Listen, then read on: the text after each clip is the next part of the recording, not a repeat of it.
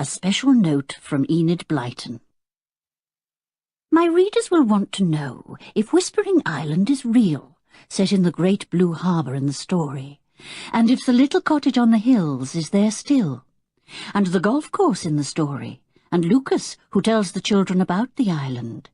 Yes, the island is real, and lies in the great harbour, still full of whispering trees. The little cottage on the hills is still there, with its magnificent view and its old well, and Lucas can be found on the golf course, nut-brown and bright-eyed, telling stories of the animals and birds he loves so much. I have taken them all and put them into this book for you, as well as the friends you know so well, the famous 5.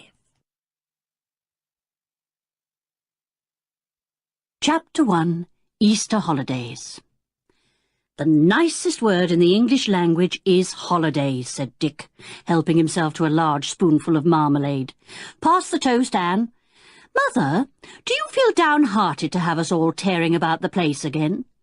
Of course not, said his mother. The only thing that really worries me when holidays come is food. Food with a capital F. We never seem to have enough in the house when all 3 of you are back. And by the way, does anyone know what has happened to the sausages that were in the larder? Sausages, let me think, said Julian, frowning. Anne gave a sudden giggle. She knew quite well what had happened. Well, Mother, you said we could get our own meal last night as you were out, said Julian. So, we poked about and decided on sausages. Yes, but Julian, 2 whole pounds of sausages, said his mother. I know Georgina came over to spend the evening, but even so. She bought Timmy, said Anne. He rather likes sausages too, Mother. Well, that's the last time I leave the larder door unlocked when I go out, said her mother. Fancy cooking those lovely pork sausages for a dog, especially Timmy, with his enormous appetite. Really, Anne, I meant to have them for our lunch today. Well, we rather thought we'd go and spend the day at Kirin, with George and Timmy, said Dick. That's if you don't want us for anything, Mother. I do want you, said his mother. Mrs. Lehman is coming to tea, and she said she wants to see you about something. The 3 groaned, and Dick protested at once. Oh, Mother, the first day of the holidays, and we have to be in to tea. It's too bad. A glorious spring day like this, too. Oh, we'll be in to tea, all right, said Julian, giving Dick a sharp little kick under the table as he saw his mother's disappointed face. Mrs. Lehman's a nice old thing. She was always giving us little treats when we were little. And she never forgets our birthdays, said Anne. Do you think we could ask George over too, with Timmy? George will be awfully disappointed if we aren't with her the first day of the Halls. Yes, of course you can, said her mother. Go and ring her up now and arrange it. And don't forget to put our old Tibby cat into the shed with a saucer of milk. She's scared stiff of Timmy, he's so enormous. And please, all of you, try to look clean at tea time. I'll see to Dick and Anne, said Julian, with a grin. I must remember to find their overalls. I'm going to phone George now, this very minute, said Anne, getting up from the table. Do you mind, Mother? I've finished, and I'd like to catch George before she takes Tim for a walk, or does some shopping for Aunt Fanny. Uncle Quentin will be glad to be rid of George, even for a meal, said Dick. He fell over her lacrosse stick yesterday and wanted to know why she left her fishing net about. George didn't know what he was talking about. Poor old Georgina, said his mother. It's a pity that both she and her father have exactly the same hot tempers. Her mother must find it difficult to keep the peace. Ah, here's Anne back again. Did you get George on the phone, dear? Yes, she's thrilled, said Anne.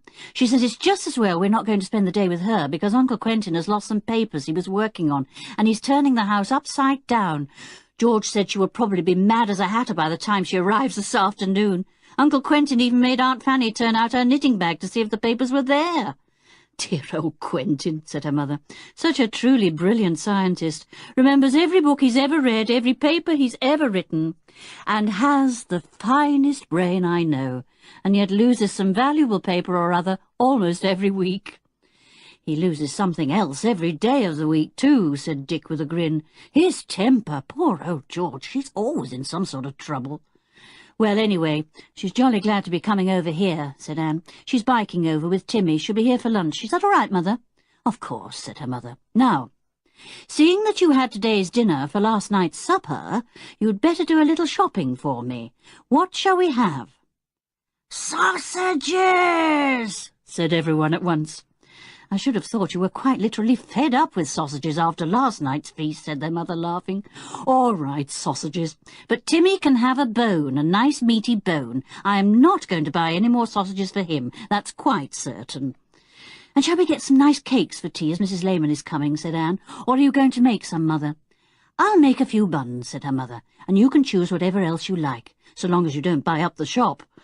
The three went off shopping, cycling along the lane to the village. It was a truly lovely spring day. The celandines were golden in the ditches, and daisies were scattered everywhere. Dick burst into song as they went, and the cows in the nearby fields lifted their heads in surprise as Dick's loud voice swept round them. Anne laughed. It was good to be with her brothers again. She missed them very much when she was at school, and now they would have almost a whole month together, with their cousin George too. She was suddenly overwhelmed with joy, and lifted up her voice and joined Dick in his singing. Her brothers looked at her with affection and amusement. "Good old Anne," said Dick. "You're such a quiet little mouse. It's nice to hear you singing so loudly." "I am not a quiet little mouse," said Anne, surprised and rather hurt. "Whatever makes you say that? You just wait, you may get a surprise one day." "Yes, we may," said Julian, "but I doubt it. A mouse can't suddenly turn into a tiger. Anyway, one tiger's enough. George is the tiger of our family. My word, she can put out her claws all right, and roar, and ramp, and rave." Everyone laughed at the picture of George as a tiger. Dick wobbled as he laughed, and his front wheel touched Anne's back wheel. She turned round fiercely. "Look out, idiot! You nearly had me over. Can't you see where you're going? Be sensible, can't you?" "Hey, Anne, whatever's the matter?" said Julian, amazed to hear his gentle little sister lashing out so suddenly. Anne laughed. "It's all right. I was just being a tiger for a moment, putting out my claws. I thought Dick and you might like to see them." "Well, well," said Dick, riding beside her. "I've never heard you yell like that before. Surprising, but quite pleasing. What about you showing old George your claws sometimes when she gets out of hand?" "Stop teasing," said Anne. "Here's the butcher's. For goodness sake, go and get the sausages and be sensible. I'll go and buy the cakes." The baker's shop was full of new-made buns and cakes, and smelt deliciously of home-made bread. Anne enjoyed herself choosing a vast selection. After all, she thought, there will be 8 of us, counting Timmy, and if we're all hungry, cakes soon disappear. The boys were very pleased to see all the paper bags. "Looks like a good tea today," said Dick. "I hope the old lady, what's her name now? Lehman, who's coming to tea today, has a good appetite. I wonder what she's going to tell us about." "Did you buy a nice meaty bone for Timmy?" asked Anne. "He'll like that for his tea." "We bought such a beauty that I'm pretty sure Mother will say it's good enough to make soup from," said Dick with a grin, "so I'll keep it in my saddlebag till he comes. Dear old Tim, he deserves a jolly good bone. Best dog I ever knew." "He's been on a lot of adventures with us," said Anne, bicycling beside the boys, as the road was empty. "And he seemed to enjoy them all." "Yeah, so did we," said Dick. "Well, who knows? An adventure may be lying in wait for us these holes, too. I seem to smell one in the air." "You don't," said Anne. "You're just making that up." "I'd like a bit of peace after a hectic term at school. I worked jolly hard this last term." "Well, you were top of your form and captain of games, so you deserve to have the kind of holiday you like," said Julian, proud of his young sister. "And so you shall. Adventures are out. Do you hear that, Dick? We keep absolutely clear of them. So that's that." "Is it, Ju?" said Anne, laughing. "Well, we'll see." Chapter 2. A Visitor to Tea. George and Timmy were waiting for Julian, Dick and Anne when they arrived home. Timmy was standing in the road, ears pricked, long tail waving. He went quite mad when he saw their bicycles rounding the corner, and galloped towards them at top speed, barking madly, much to the horror of a baker's boy with a large basket. The boy disappeared into the nearest garden at top speed, yelling, "Mad dog! Mad dog!" Timmy tore past and forced the three to dismount, for they were afraid of knocking him over. "Dear Timmy," said Anne, patting the excited dog. "Do put your tongue in. I'm sure it'll fall out some day." Timmy ran to each of them in turn, woofing in delight, licking everyone, and altogether behaving as if he hadn't seen them for a year. "Now that's enough, old boy," said Dick, pushing him away and trying to mount his bicycle once more. "After all, we did see you yesterday. Where's George?" George had heard Timmy barking, and had now run out into the road too. The three cycled up to her, and she grinned happily at them. "Hello, you've been shopping, I see." "Shut up barking, Timmy, you talk too much. Sorry you couldn't come over to Kieran Cottage, but I'm jolly glad you asked me to come to you. My father still hasn't found the papers he's lost, and honestly our place is like a madhouse. Cupboards being turned out, even the kitchen store cupboard. And I left poor mother up in the loft looking there. Why father should think they might be there, I don't know. Poor old George. I can just see your father tearing his hair and shouting, and all the time he's probably put the papers into the waste paper basket by mistake," said Dick with a chuckle. "Gracious! We never thought of that," said George. "I'd better phone Mother at once and tell her to look. Bright idea of yours, Dick." "Well, you go and phone, and we'll put our bikes away," said Julian.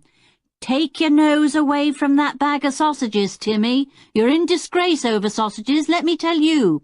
You're suspected of eating too many last night." "He did eat rather a lot," said George. "I took my eye off him, and he wolfed quite a few. I say, who's this Mrs. Lehman who's coming to tea? Have we got to stay in and have tea with her? I hoped we might be going off for a picnic this afternoon." "Nothing doing, old thing," said Dick. "Mrs. Lehman is apparently coming to talk to us about something. So we have to be in, with clean hands, nice manners, and everything. So behave yourself, George." George gave him a friendly punch. "That's unfair," said Dick. "You know I can't punch you back." "My word, you should have seen Anne this morning, George. Yelled at me like a tiger howling, and showed her teeth. And don't be an idiot, Dick," said Anne. "He called me a mouse, George. He said we'd one tiger, you, and that was enough in the family. So I went for him and put out my claws for a moment, and gave him such a surprise. I rather liked it." "Good old Anne," said George, amused. "But you're not really cut out to be a tiger, and rage and roar, you know." "I could be if I had to," said Anne obstinately. "One of these days I'll surprise you all. You just wait." "All right, we will," said Julian, putting his arm round his sister. "Come on now. We'd better get indoors before Timmy gets some of the cakes out of the bags."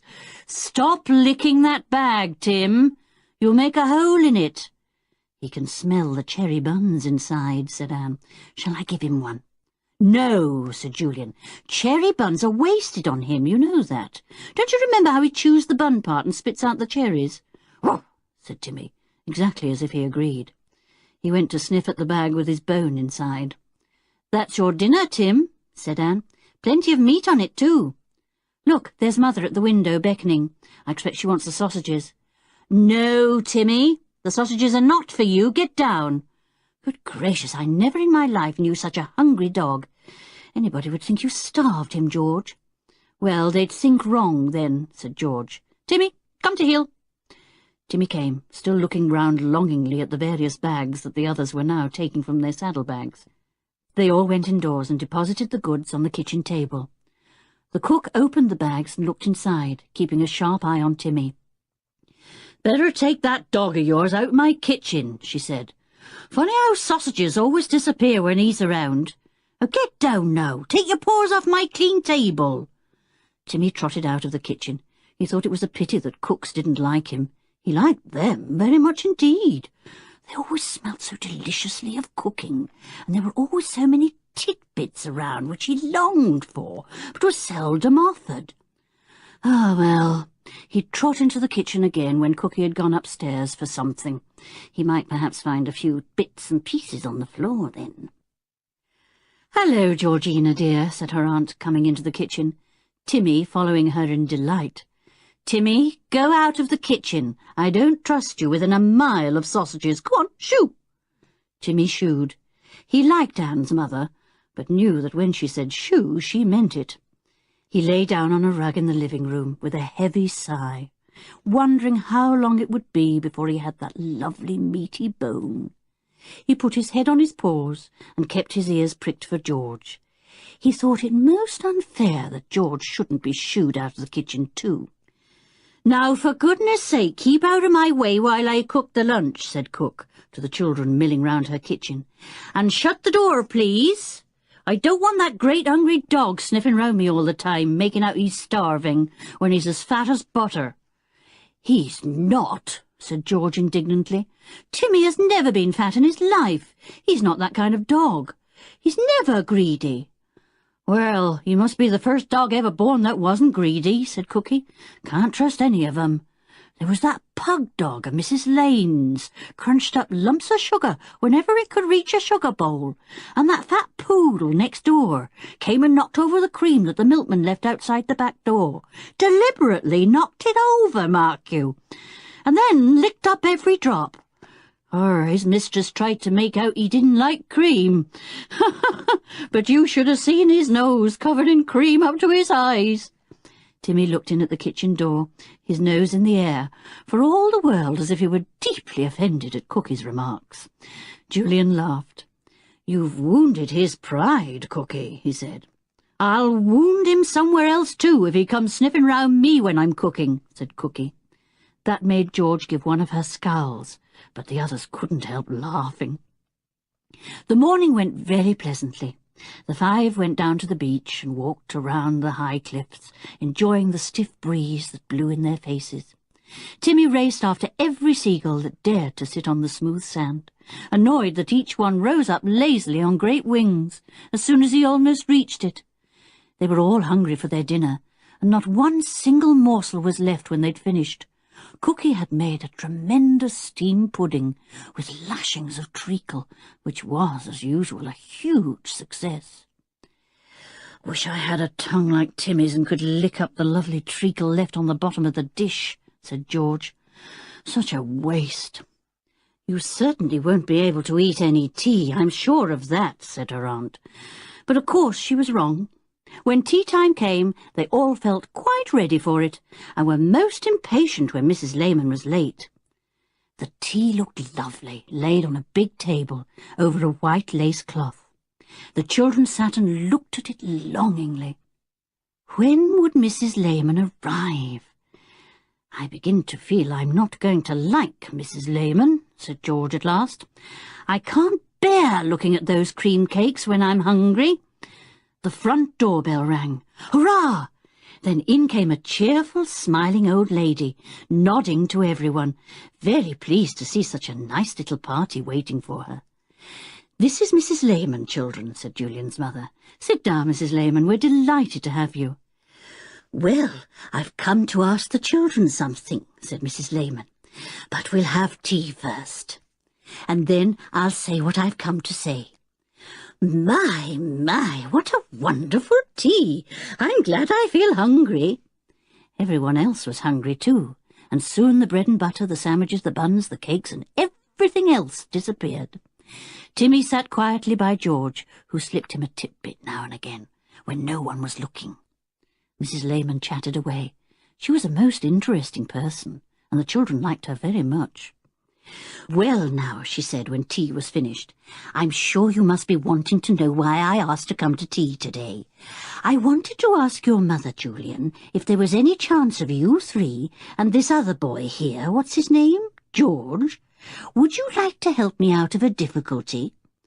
Nobody pointed out that George was a girl, not a boy, and that George was short for Georgina.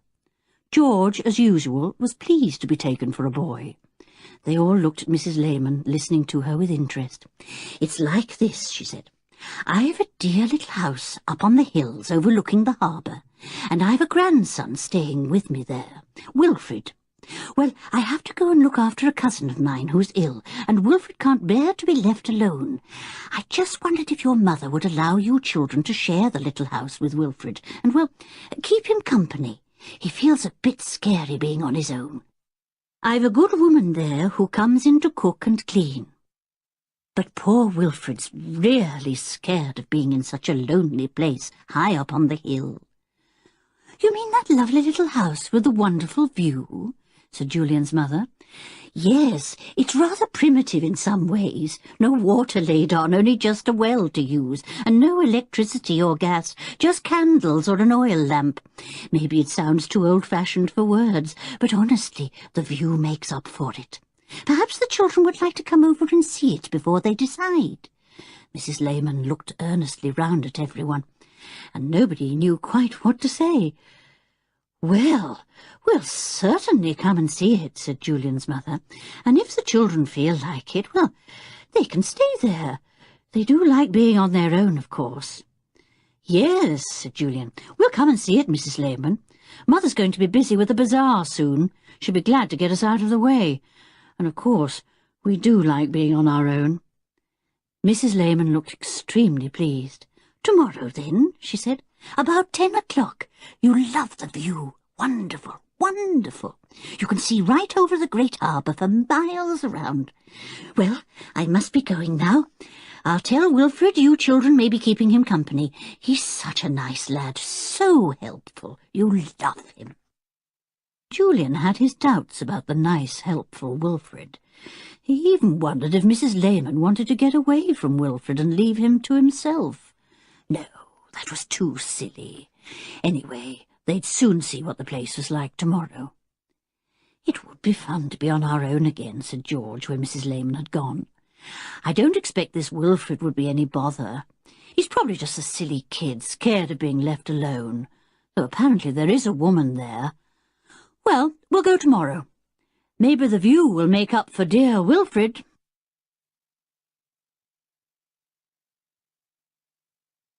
Chapter 3. The Cottage on the Hill and Wilfred. Next day the children prepared to go and see the cottage belonging to Mrs. Lehman. You coming too, Mother? Asked Julian. We'd like your advice. Well, no, dear, said his mother. I've rather a lot to do. There's a meeting on at the village hall, and I promised to go to it. You're full of good works, Mother, said Julian, giving her a hug. All right, we'll go by ourselves. I dare say we shall know at once whether we'd like to stay in the cottage or not. Also, we must know what this Wilfred is like. It's 9:45, and George is already here with Timmy. I'll call the others, and we'll get our bikes. Soon the four were on their bicycles, with Timmy as usual running alongside, his long tongue out, his eyes bright and happy. This was Timmy's idea of perfect happiness, to be with the four children all day long. They went along a road that ran on the top of a hill. They swung round a corner, and there, spread far below them, was a great sea vista that included a wonderful harbour, filled with big and little ships. The sea was as blue as the Mediterranean, quite breathtaking. Anne jumped off her bicycle at once. I must just feast my eyes on all this before I go a yard further, she said. What a panorama! What miles of sea and sky! She put her bicycle against a gate and then climbed over and stood by herself, gazing down at the view. Dick joined her. Then suddenly a voice shouted loudly, "Four! Four!" A small white thing came whizzing through the air and landed just by Anne's foot. She jumped in surprise. "It's a golf ball," said Dick. "No, don't pick it up. Whoever's playing with it has to come and hit it from exactly where it fell. Good thing you weren't hit, Anne. I didn't realise that this gate led onto a golf course." "We ought to have a walk over it," said Anne. "Just look at those gorse bushes over there, absolutely flaming with yellow blossom, and all the tiny flowers springing up everywhere. Speedwell and coltsfoot and daisies and celandines, beautiful. And oh, what a view!" "Yes, and if Mrs. Lehman's cottage has a view anything like this, I'd certainly like to stay there," said Dick. "Think of getting out of bed in the morning and seeing this enormous view out of the window, the harbour, the sea beyond, the hills all round, the great spread of sky." "You ought to be a poet, Dick," said Anne in surprise. The golfers came up at that moment, and the children stood aside and watched one of them address the ball, and then strike it easily and strongly. The ball soared through the air and landed far away on a smooth green fairway. "Good shot," said the man's partner, and the two sauntered off together. "Funny game, really," said Anne, "just hitting a ball all round the course." "Wish I had some clubs," said Dick. "I'm sure I could hit some smashing shots." "Well, if that cottage is anywhere near the golf course, perhaps you could pay to have a lesson," said Anne. "I bet you could hit a ball as far as that man." The others were now yelling for them to come back, so they went to fetch their bicycles. Soon they were all riding along the road again. "We have to look for a small white gate with Hill Cottage painted on it," said George, "on the hillside facing the sea." "There it is," cried Anne. "We'll pile our bicycles together against the hedge and go in at the gate." They left their bicycles in a heap and went through the gate. Not far to the left stood a funny old cottage, its back to them, its front looking down the steep hill that ran towards the great harbour and the sea beyond. "It's like a cottage out of an old fairy tale," said Anne. "Funny little chimneys, rather crooked walls, a thatched roof, all uneven, and what tiny windows." They walked down a little winding path that led to the cottage. They soon came to a well, and leaned over it to see the water deep down. "So that's the water we'd have to drink," said Anne, wrinkling up her nose. "And we'd have to let down the bucket by winding this handle, and down it would go on the rope. Do you suppose the water is pure?" "Well, seeing that people must have drunk it for years on end, the ones living in that cottage anyway, I should imagine it's all right," said Julian. "Come on, let's find the front door of the cottage, if it has one." It had one wooden door, hung rather crooked, with an old brass knocker. It faced down the hill, and was flanked on each side by small windows. Two other small windows were above. Julian looked at them. The bedrooms would be very small, he thought. Would there really be room for them all? He knocked at the door. Nobody came to open it. He knocked again, and then looked for a bell, but there wasn't one. "See if the door is unlocked," said Anne. So Julian turned the handle, and at once the door gave under his hand. It opened straight into a room that looked like a kitchen living room. Julian gave a shout. "Anyone at home?" There was no answer. "Well, as this is obviously the cottage we were meant to see, we'd better go in," said Julian, and in they all went. It was old, very old. The carved wooden furniture was old too. Ancient oil lamps stood on two tables in the room, and in a recess there was an oil stove with a saucepan on top. A narrow, crooked stairway made of wood curved up to the floor above. Julian went up, and found himself in a long, darkish room, its roof thatched with reed and held up by black beams. "This place must be hundreds of years old," he called down to the others. "I don't think it's big enough for us four and the others too. The cook and that boy called Wilfred." Just as he finished calling down the stairs, the front door was flung open and someone came in. "What are you doing here?" he shouted. "This is my cottage." Julian went quickly down the stairs, and there, facing them all, stood a boy of about 10, a scowl on his brown face. Are you Wilfred by any chance?" asked Dick, politely. "Yes, I am, and who are you? Where's my aunt? She'll soon chuck you out," said the boy. "Is your aunt Mrs. Lehman?" asked Julian. "If so, she asked us to come and see her cottage, and decided if we'd like to keep you company. She said she had to go away and look after a sick friend." "Well, I don't want you," said the boy, "so clear off. I'm all right here alone. My aunt's a nuisance, always fussing round." "I thought there was a cook too," said Julian. "Where is she?" "She only comes in the morning, and I sent her off," said Wilfred. "She left me some food. I want to be alone. I don't want you, so clear off." "Don't be a fathead, Wilfred," said Julian. "You can't live all alone here. You're just a kid." "I shan't be living all alone. I've plenty of friends," said Wilfred defiantly. "You can't have plenty of friends here in this lonely place, with only the hills and sky around you," said Dick. "Well, I have," said Wilfred, "and here's one, so look out." and to the horror of the two girls, he put his hand into his pocket and brought out a snake. Anne screamed and tried to hide behind Julian. Wilfred saw her fright and came towards her, holding the snake by its middle so it swayed to and fro, its bright little eyes gleaming.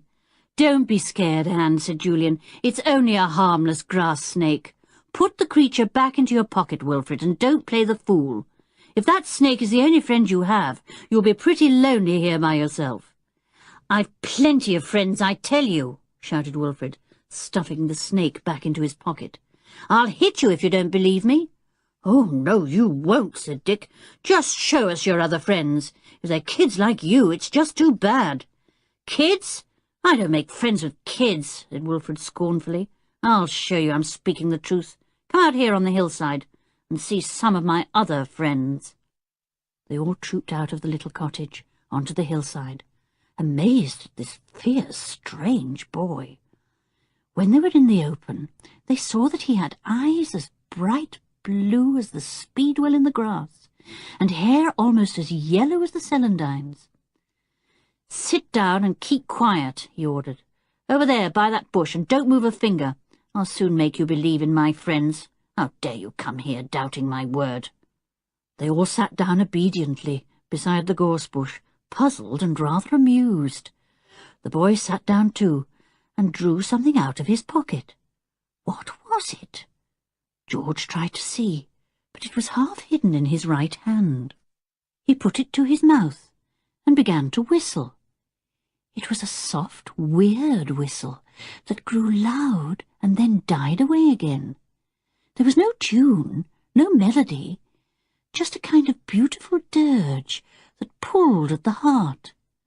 Sad, thought Anne, such a sad little tune, if you could call it a tune.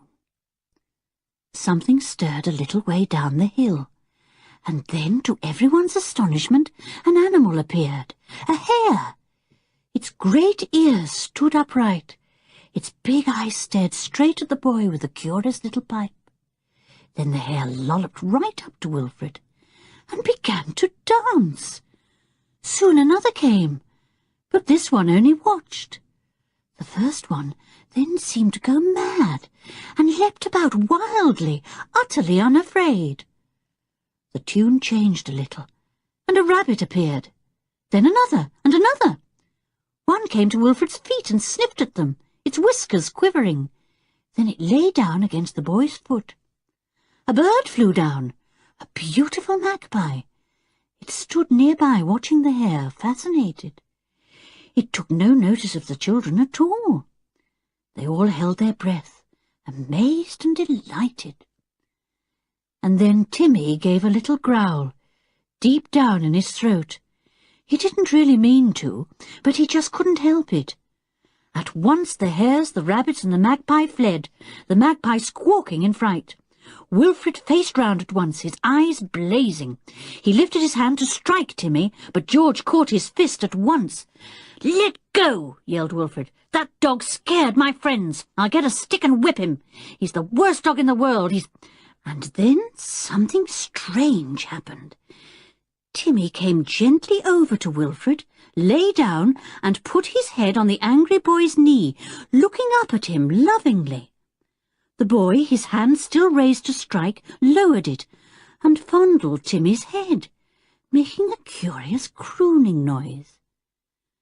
"Timmy, come here," ordered George, amazed and angry to think that her dog, her very own dog, should go to a boy who had been about to strike him. Timmy stood up and gave Wilfred a lick and went to George. The boy watched him and then spoke to them all. "You can come and stay in my cottage," he said, "if you'll bring that dog too. There aren't many dogs like him. He's a wonderful dog. I'd like him for one of my friends." Then, without another word, Wilfred sprang up and ran away down the hill, leaving four most astonished people and a dog who whined dismally because the boy had gone. "Well, well, Timmy, there must indeed be something about that boy, if you stand looking after him as if you had lost one of your very best friends."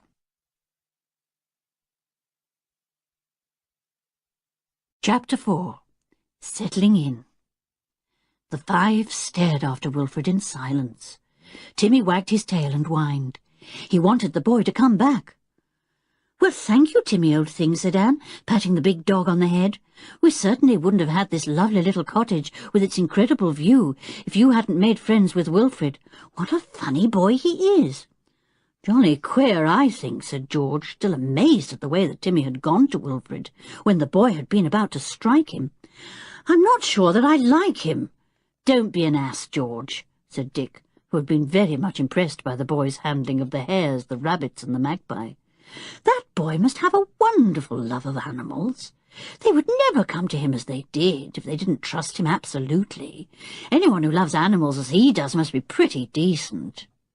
"I bet I could make them come to me if I had that pipe," said George, making up her mind to borrow it if she could.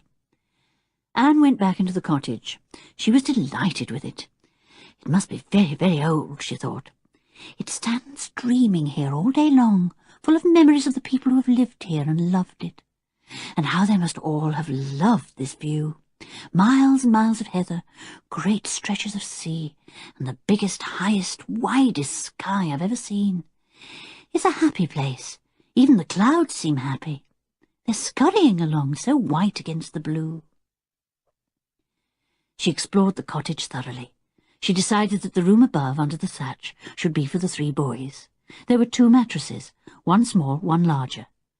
The little one for Wilfrid, the big one for Dick and Julian, she thought. And I and George can sleep down in the living room, with Tim on guard. I wonder if there are any rugs we could sleep on. Oh, wait a bit. This couch is a pull-out bed. Just right for us 2 girls. Good. Anne enjoyed herself thoroughly.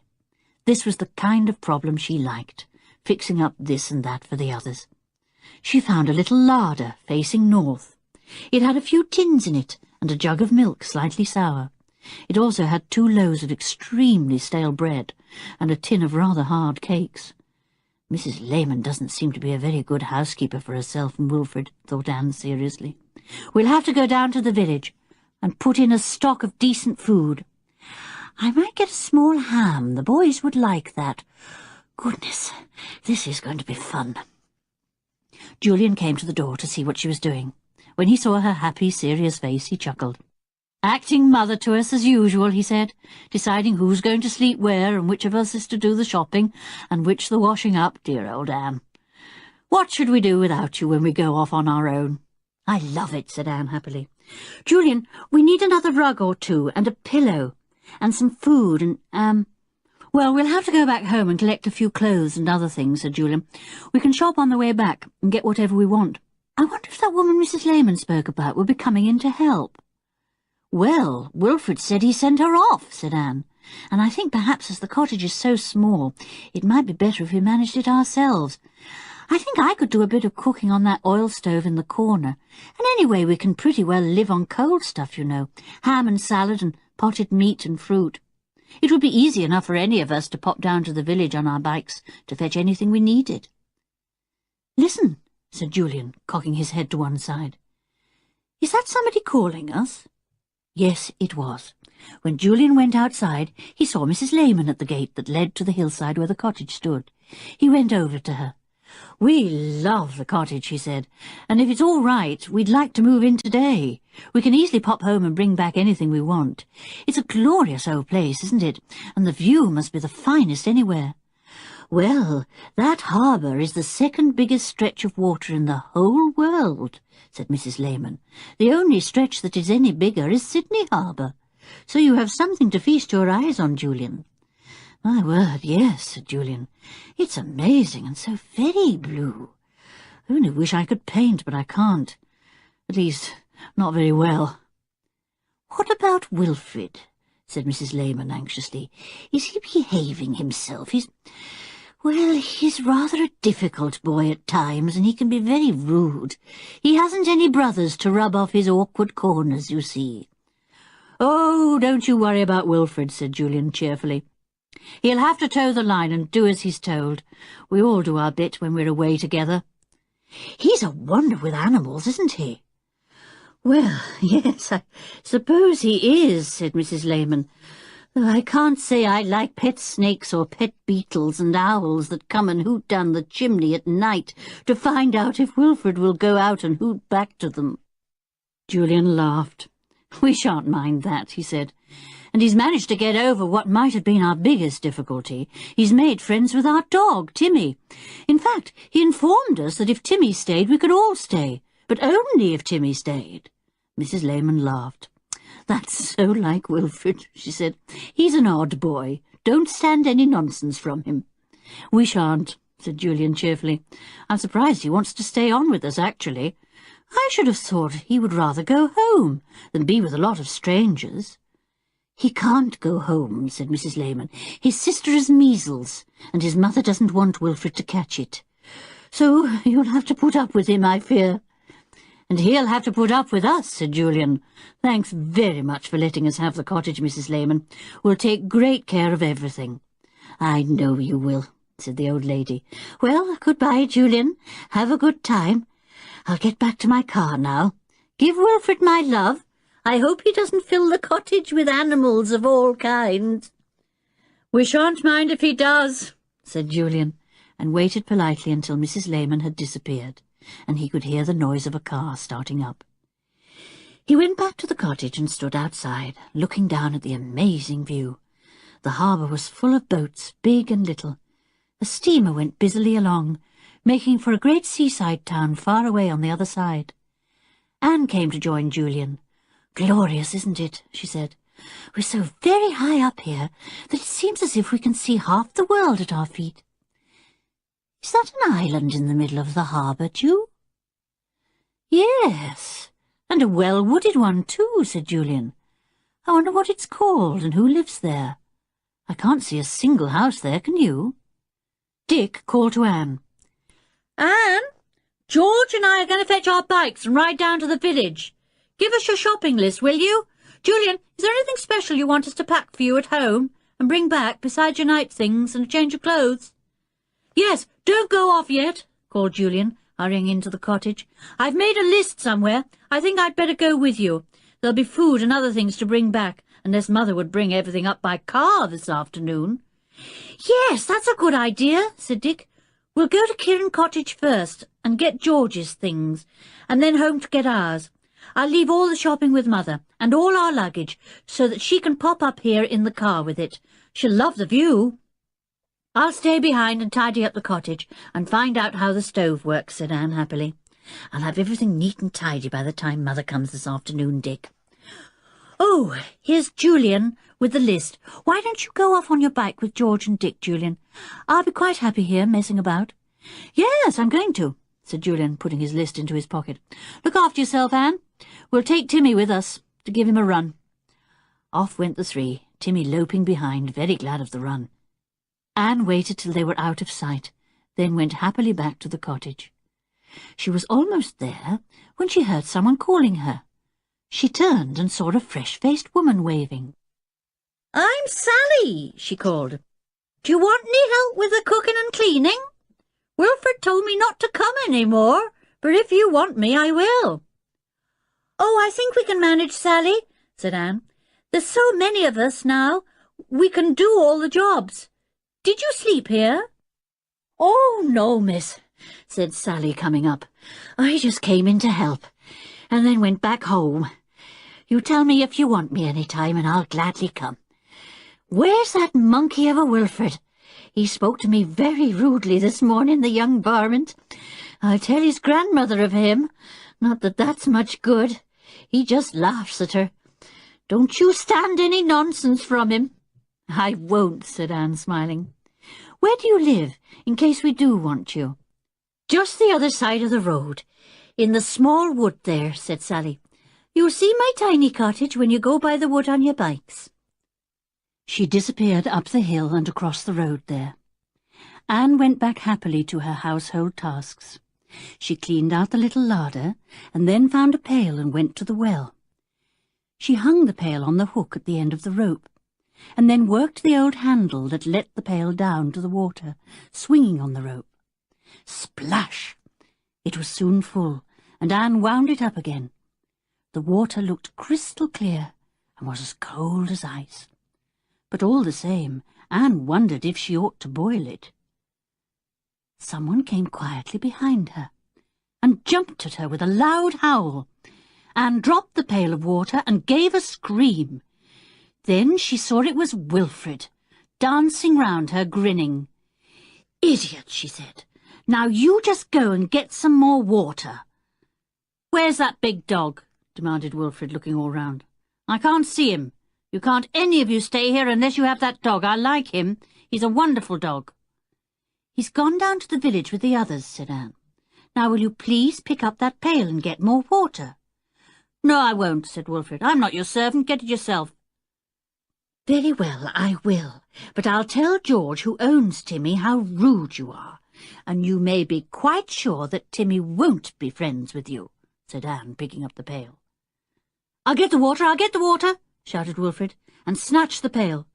"Don't you dare to tell George or Timmy tales of me! Don't you dare!" And off he went to the well and filled the pail. Well, what a time they were all going to have with such a very peculiar boy. Anne didn't like him at all. Chapter 5. Wilfrid is most annoying, and Anne is most surprising. Wilfrid brought back the pail to Anne and dumped it down. "Like to see my pet beetles?" he said. "No, thank you," said Anne. "I don't like beetles very much." "Well, you ought to," said Wilfrid. "I've two very beautiful ones. You can hold them if you like. Their tiny feet feel very queer when they walk all over your hand." "I don't mind beetles, but I don't want them walking over my hand," said poor Anne, who really was a bit afraid of what she called creepy-crawly things. "Do get out of my way, Wilfrid. If you had any manners, you'd carry that pail indoors for me." "I haven't any manners," said Wilfrid. "Everybody tells me that. Anyway, I don't want to carry your pail, if you don't want to see my beetles." "Oh, go away," said Anne, exasperated, picking up the pail herself. Wilfrid went to a little thick bush and sat down by it. He put his face almost on the grass and looked under the bush. Anne felt uncomfortable. Was he going to call his beetles out? She couldn't help putting down her pail and standing still to watch. No beetles came out from under the bush, but something else did. A very large, awkward-looking toad came crawling out, and sat there, looking up at Wilfrid with the greatest friendliness. Anne was amazed. How did Wilfrid know the toad was there? And why in the world should it come out to see him? She stood and stared, and shivered, because she really did not like toads. "I know they have beautiful eyes and are intelligent, and eat all kinds of harmful insects, but I just can't go near one," she thought. "Oh, goodness, Wilfrid's tickling its back, and it's scratching where he's tickled it, just like we would." "Come and say how do you do to my pet toad," called Wilfrid. "I'll carry a pail for you then."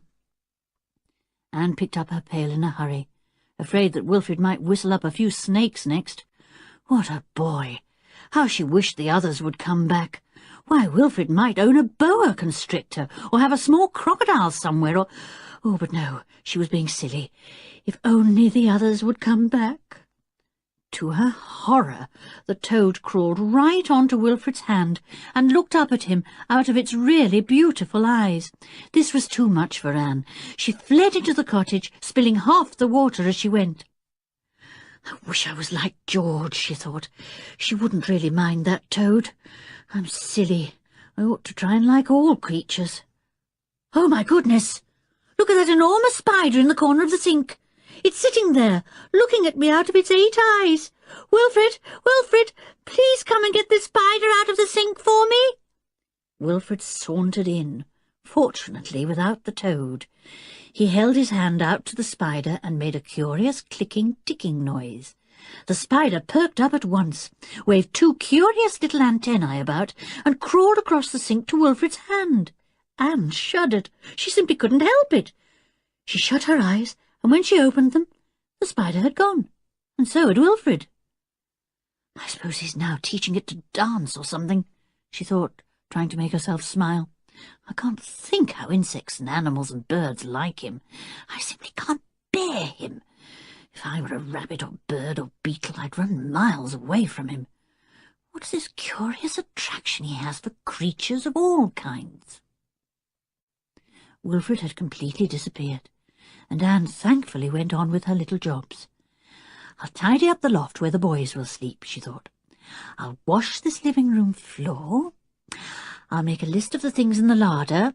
I'll clean that dirty window over there. Good gracious, what's that noise? It was the sound of magpies chattering noisily. A harsh but pleasant noise. Anne peered out of the little cottage window.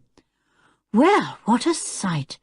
There stood Wilfrid in front of the window, a magpie on each outstretched hand, and one on the top of his head. It stood there, chattering loudly, and then turned round and round, getting its feet mixed up in the boy's thick hair. "Come out here, and I'll tell one of my magpies to sit on your head too," shouted Wilfrid. "It's such a nice feeling. Would you like a young rabbit to cuddle? I can call one for you with my little pipe." "I don't want a magpie on my head," said Anne desperately. "For goodness sake, get a nice little baby rabbit. I'd like that." Wilfrid jerked the magpies off his hands and shook his head violently, so that the third one flew up, squawking cheerfully. He then sat down and pulled out his queer little whistle-pipe, as Anne called it. She watched, fascinated, as the strange little dirge-like tune came to her ears. She found her feet walking to the door. Good gracious! Could there be some peculiar kind of magic in that pipe that made her go to Wilfrid, just as the other creatures did? She stopped at the door, just as a baby rabbit came lolloping round a tall clump of grass.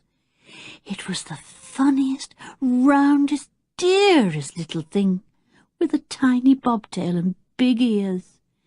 It went straight to Wilfrid and nestled against him. The boy stroked it and murmured to it. Then he called to Anne softly. "Well, here's the baby rabbit you asked for. Like to come and stroke it?" Anne went softly over the grass, expecting the rabbit to bolt at once.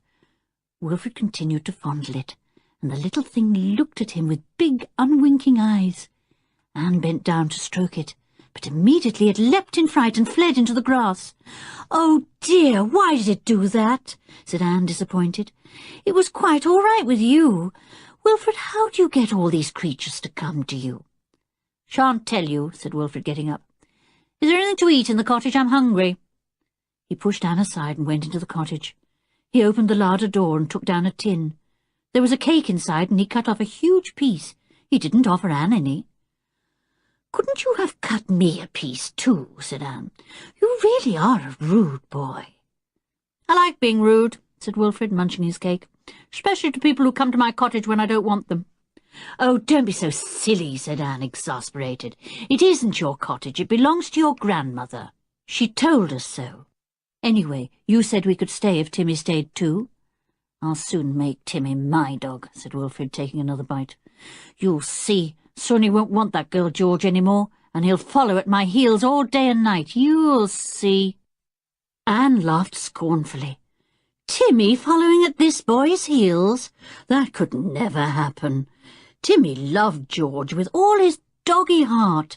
He would never desert her for Wilfrid, no matter how much he whistled on pipes, or put on his special croony voice. Anne was absolutely certain of that. "If you laugh at me, I'll call up my grass snake and my adder," said Wilfrid fiercely. "Then you'll run for miles." "Oh, no, I won't," said Anne, hurrying into the cottage. "Just watch yourself run." She picked up a pail of water, went out with it, and threw it all over the astonished Wilfrid. Somebody else was most astonished too, and that was Julian, who had arrived back before the others, anxious not to leave Anne alone in the cottage for too long. He came just in time to see Anne drenching Wilfrid, and stared in utmost amazement. Anne behaving like that? Anne looking really fierce, quiet, peaceful Anne. What in the world had happened? "Anne," he called, "what's the matter? What's Wilfrid been doing?" "Oh, Julian," said Anne, glad to see him, but horrified that he had come just then. Wilfrid was drenched from head to foot. He stood there gasping, taken aback, bewildered. Why, Anne had seemed such a quiet, frightened little thing, scared even of a spider. "That girl," said Wilfrid, half choking, shaking the water off himself. "That bad, wicked girl. She's like a tiger. She sprang at me and threw the water all over me. I won't let her stay in my cottage." The boy was so angry, so wet, so taken aback, that Julian had to laugh. He roared in delight and clapped Anne on the back. "The mouse has turned into a tiger. Well, you said you might one day, Anne, and you haven't lost much time. Let me see if you've grown claws." He took Anne's hands and pretended to examine her nails. Anne was half laughing, half crying now, and pulled her hand away. "Oh, Julian, I shouldn't have soaked Wilfrid, but he was so irritating I lost my temper and—" all right, it's quite a good thing to do sometimes," said Julian, "and I bet young Wilfrid deserved all he got. I only hope the water was icy cold." "Have you a change of clothes here, Wilfrid? Go and get into them, then." The boy stood there, dripping wet, and made no effort to obey. Julian spoke again. "You heard what I said, Wilfrid. Jump to it. Go and change." The boy looked so wet and miserable that Anne felt suddenly sorry for what she had done. She ran to him and felt his wet shoulders. "Oh, I'm sorry," she said. "I truly am. I don't know why I turned into a tiger so suddenly." Wilfrid gave a little half laugh, half sob. "I'm sorry too," he mumbled. "You're nice, and your nose is like that baby rabbit's. It's a bit waffly." He ran into the cottage and slammed the door. "Let him be for a while," said Julian, seeing that Anne made a move to go after him.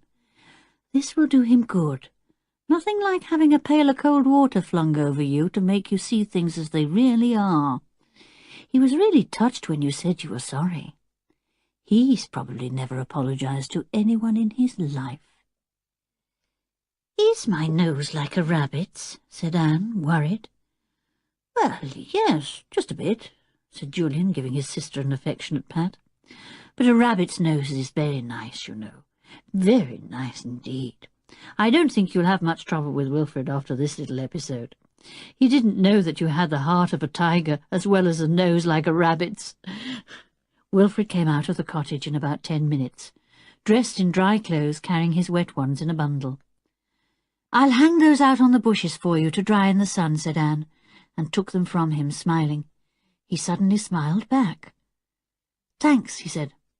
"I don't know how they got so wet. Must have been pouring with rain." Julian chuckled and smacked him gently on the back. "Rain can do an awful lot of good at times," he said. "Well, Anne, we've brought you back a whole lot of goods for your larder. Here come the others. We'll carry everything in for you, with Wilfrid's help too." Chapter 6. Lucas and his Tale. It was fun storing all the shopping away. Anne enjoyed it more than anyone, for she really was a most domesticated little person. "A real homemaker," said Dick appreciatively, when he saw how neat and comfortable she had made the loft where the 3 boys were to sleep. "Just about room for the 3 of us, plus all the baggage in the corner. And how good the larder looks!" Anne looked at her well-stored larder and smiled. Now she could give her little family really nice meals. All those tins, she read the names on them. Fruit salad, tinned pears, tinned peaches, sardines, ham, tongue.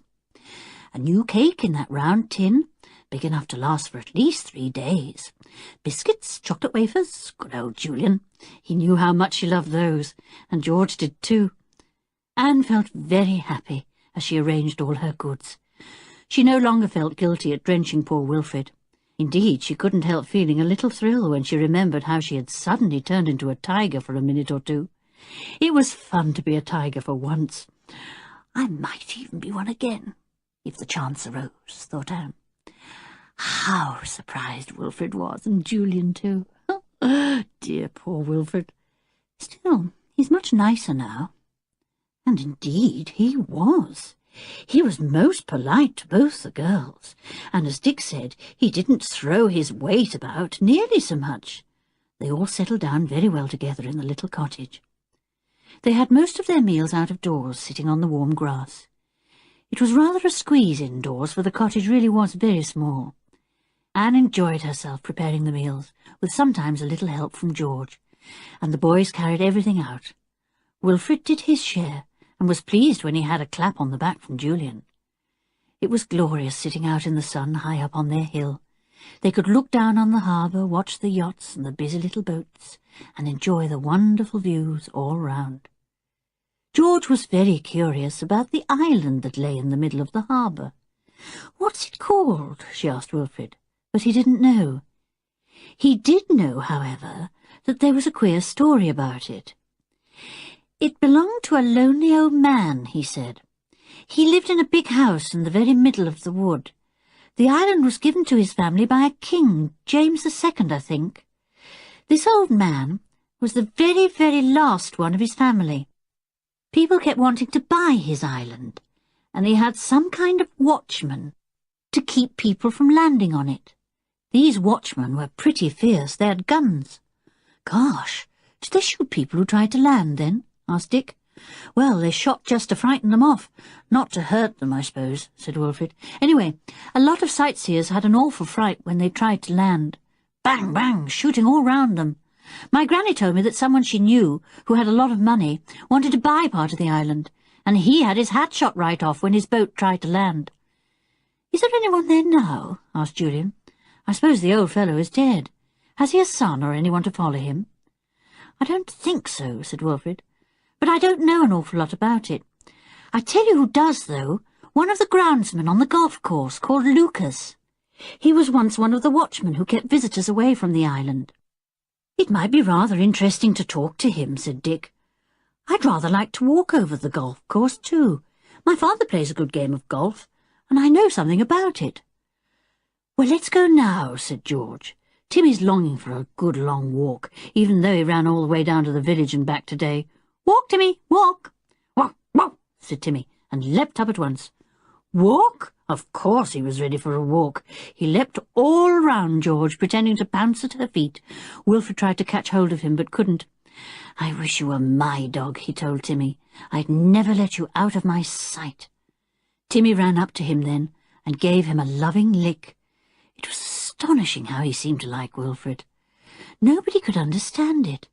As George said, Timmy is usually so particular about making friends.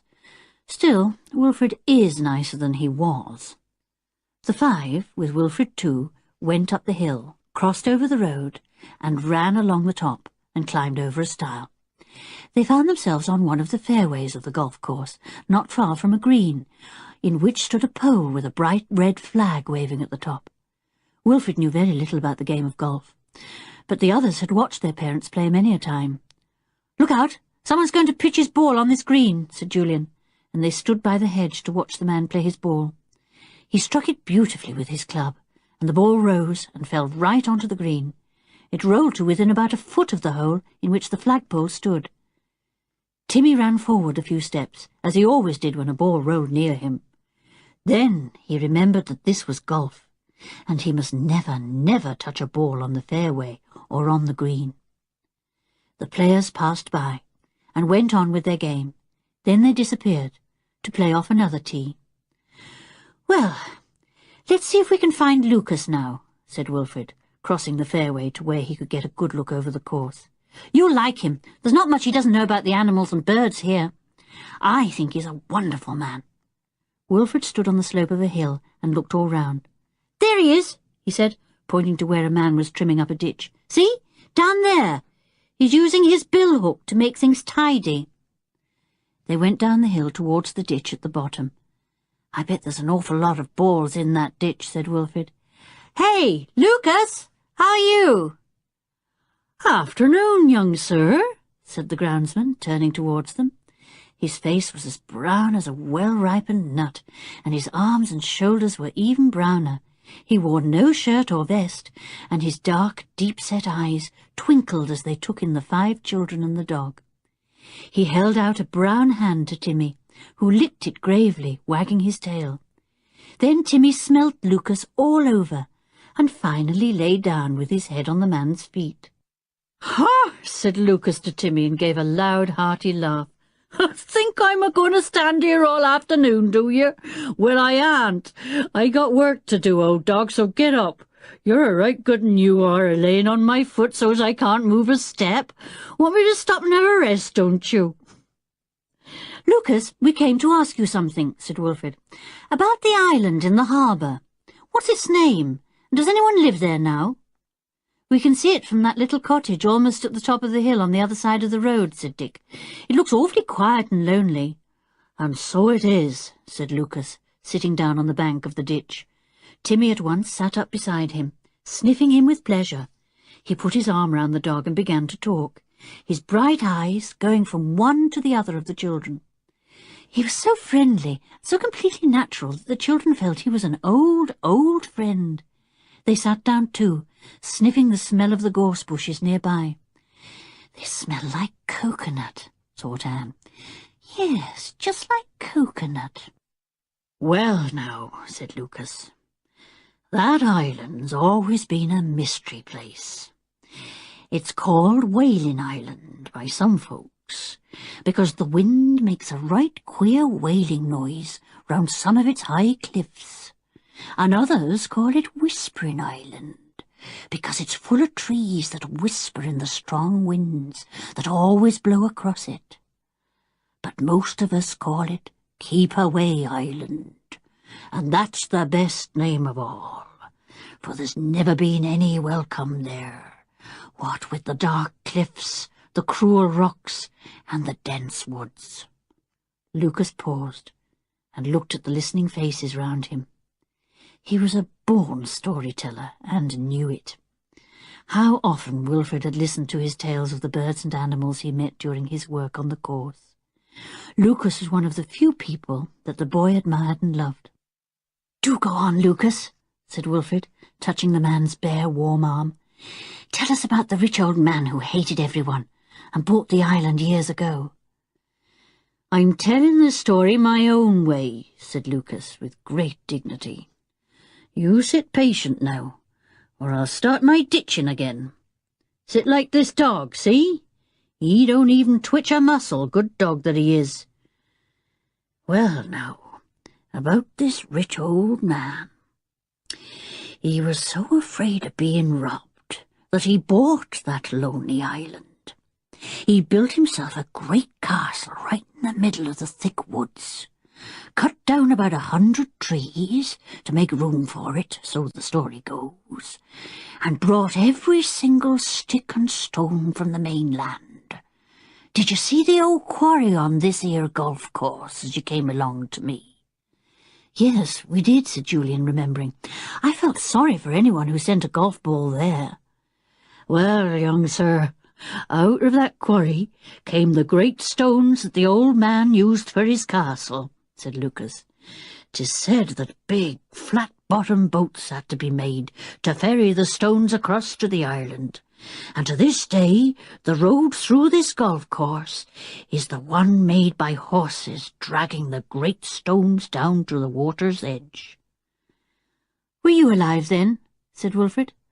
"Bless you, boy, no, of course not," said Lucas with a great chuckle of a laugh. "Long afore my time that was. Well, the stone house or castle, whatever you like to call it, was built, and the old man brought to it all kinds of treasures, beautiful statues, some of gold, it was said, but that I disbelieve. Oh, many's a queer tale I've heard of what that rich old man took over to Whispering Island. A great bed made of pure gold and set with precious stones, a necklace of rubies as big as pigeons' eggs, a wonderful sword with a jewelled handle worth a king's fortune, and other things I disremember." He paused and looked around. Julian asked him a quick question. What happened to all those things? "Well, now, he fell foul of the king of the land, and one morning, "What did he see landing on the shores of his island but ships of all kinds?" said Lucas, enjoying the rapt attention of his audience. "A lot of them were sunk by the wicked rocks, but enough men were left to storm the queer stone castle in the wood, and they killed the old man and all his servants." "Did they find the treasures the old fellow had collected?" asked Dick. "Never a one," said Lucas.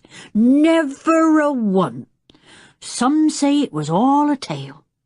The old man never did bring any wonders there, and some say they're still there on Whispering Island. Myself, I think it's all a yarn, but a good yarn at that." "Who owns the island now?" asked Dick. "Well, an old fellow and his wife went to live there. Maybe they paid rent to the crown for it, maybe they bought it. But they didn't care for anything except for the birds and the animals there," said Lucas, picking up his curved bill-hook again and hacking lightly at some briars. "They wouldn't allow nobody there, and it was they who kept the gamekeepers with guns to frighten away sightseers. They wanted peace and quiet for themselves, and for all the wild life on the island, and a fine idea too. Many's a time when I was there with the other keepers, 3 of us there were, many a time I've had rabbits gambolling over my feet, and snakes gliding by me, and the birds as tame as canaries." "I'd love to go there," said Wilfred, his eyes shining. "I'd have a good time with all the wild creatures. Can anyone go there now?" "No," said Lucas, getting up. "Not a soul has lived in the old stone castle since the old man and his wife fell ill and died. The place is empty. The island belongs to a great-nephew of the old couple now, but he never goes there. Just keeps a couple of men on the island to frighten off visitors. Pretty fierce they are, so I've been told. Well, there you are. That's the story of Whispering Island. Not very pleasant. A bit grim and ugly. It belongs to the birds and beasts now, and good luck to them." "Thank you for telling us the story," said Anne. The old countryman smiled down at her, his eyes wrinkling, and his brown hand patting her cheek. "I'll be after my edging and ditching again," he said, "and I'll feel the sun warm on my bare back, and hear the birds a-singing to me from the bushes. That's happiness enough for anyone, and a pity it is that more folks don't know it." Chapter 7. Up on the Golf Course. The children walked round the golf course together, after talking to old Lucas. "We must keep out of the way of anyone playing," said Dick, "or we might get hit on the head with a ball. Hey, Timmy, what are you doing in the bracken?" Timmy came out with something in his mouth. He dropped it at George's feet.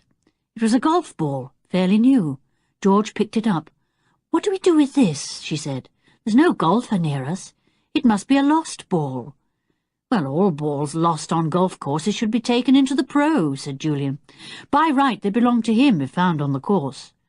"What's a pro?" asked Anne. "A professional golfer, a man who's very, very good at the game, and is in charge of a golf course," explained Julian.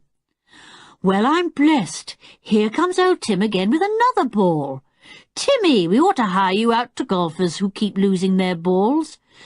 You'd save them no end of trouble." Timmy was pleased to be patted and praised. He set off into the rough again at once, sniffing here and there. "Anyone would think that golf balls smelt like rabbits or something, the way Timmy sniffs them out," said Anne, as Timmy ran up with yet another ball.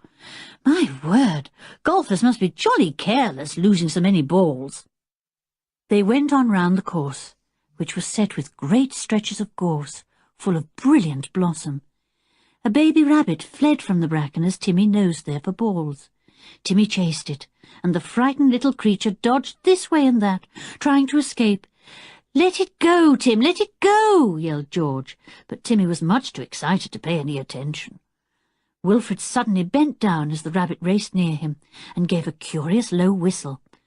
The rabbit swerved, came straight towards him, and leapt into his arms, lying there trembling. Timmy jumped up to it at once, but George dragged him away. "No, Timmy! Sorry, but no! You can't have the little thing. Down, down, I say!" Timmy gave George a disgusted look, and pattered off into the bracken, nosing for balls again. He was very cross with George. Rabbits were meant to be chased, weren't they? Why did George have to spoil his fun? George stared at Wilfred. The rabbit was still nestling in his arms, and he was making a curious noise to it. The tiny thing was trembling from head to tail. Everyone watched it, glad that it was safe. They were all silent, astonished at the way that Wilfred had rescued the little creature. How had the rabbit known that Wilfred's arms were ready to save it? He took it to the bracken, dropped it gently, and watched it race like lightning to the nearest burrow. Then he turned and patted Timmy, who stood silently by, watching. "Sorry, Tim," he said. "It's so little, and you're so big." "Oh," said Tim, exactly as if he understood, and he gave Wilfred's hand a quick lick. Then he pranced round the boy, barking, as if he wanted a game, and Wilfred raced off with him at top speed. The others followed, impressed once again by Wilfred's uncanny way with animals. He was such a horrid little boy in some way, so rude, so mannerless, so selfish. Then how was it that animals liked him so much? George frowned. She thought it was all wrong that animals should love Wilfred and go to him. Why, even Timmy was all over him. If she wasn't careful, he would spend more time with Wilfred than with her. That would never do. Timmy found 5 more balls, and soon Julian's pockets were heavy with them. They made their way to the small clubhouse in the distance, meaning to give in the balls. It was set in a little dip, and looked friendly and welcoming. They all went in at the door, and Julian walked over to the pro, who was checking some scorecards. He emptied his pockets of balls, and grinned. "A present from our dog," he said. "My word, did you find all those?" said the pro, pleased. "Not bad ones either. I'll stand you all some lemonade or orangeade. Which will you have?" They all had orangeade, and the pro sent a packet of biscuits to Timmy, who was waiting patiently outside. He was delighted. "We're staying in that little cottage up on the hillside," said Dick. "Do you know it?" "Of course I do," said the pro. "My grandmother lived there once upon a time. You've a wonderful view there, haven't you? One of the finest in the world, I reckon. You can see Whispering Island from there, too. Ought to be called Mystery Island. It's said that folks have gone there and never come back." "What happened to them?" asked Anne. "Oh, well, maybe it's all a tale," said the pro. "There's supposed to be some priceless things there, packed away somewhere, and collectors from all over the world have come here and tried to get over to that island, not to steal, you understand, but just to see if they could find anything worthwhile and buy it for museums, or maybe for their own collections. It's said that there are statues in the wood, white as snow, but that I never did believe." "And didn't the collectors ever come back?" asked Julian. "It's said that a lot of them didn't," said the pro, "but that may be all silly tales. But I do know that 2 men came down here from some museum in London and hired a boat to go across. They took a white flag with them so that the 2 keepers wouldn't shoot at them. And after that nobody heard a word about them. They just disappeared." "Well, what could have happened to them?" asked Julian. "Nobody knows," said the pro. "Their boat was found miles out to sea, drifting and empty. So the police reckoned a mist came down. They lost direction and ended by drifting way out to sea." "But did they jump out of their boat and try to swim back and get drowned?" asked Dick. "Or did a passing steamer or yacht save them?" "They weren't picked up, that's certain," said the pro. "Else they'd have arrived safely back at their homes some time or other, but they didn't.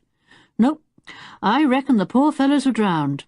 Of course, maybe they were shot by the keepers when they tried to land and their boat was set adrift."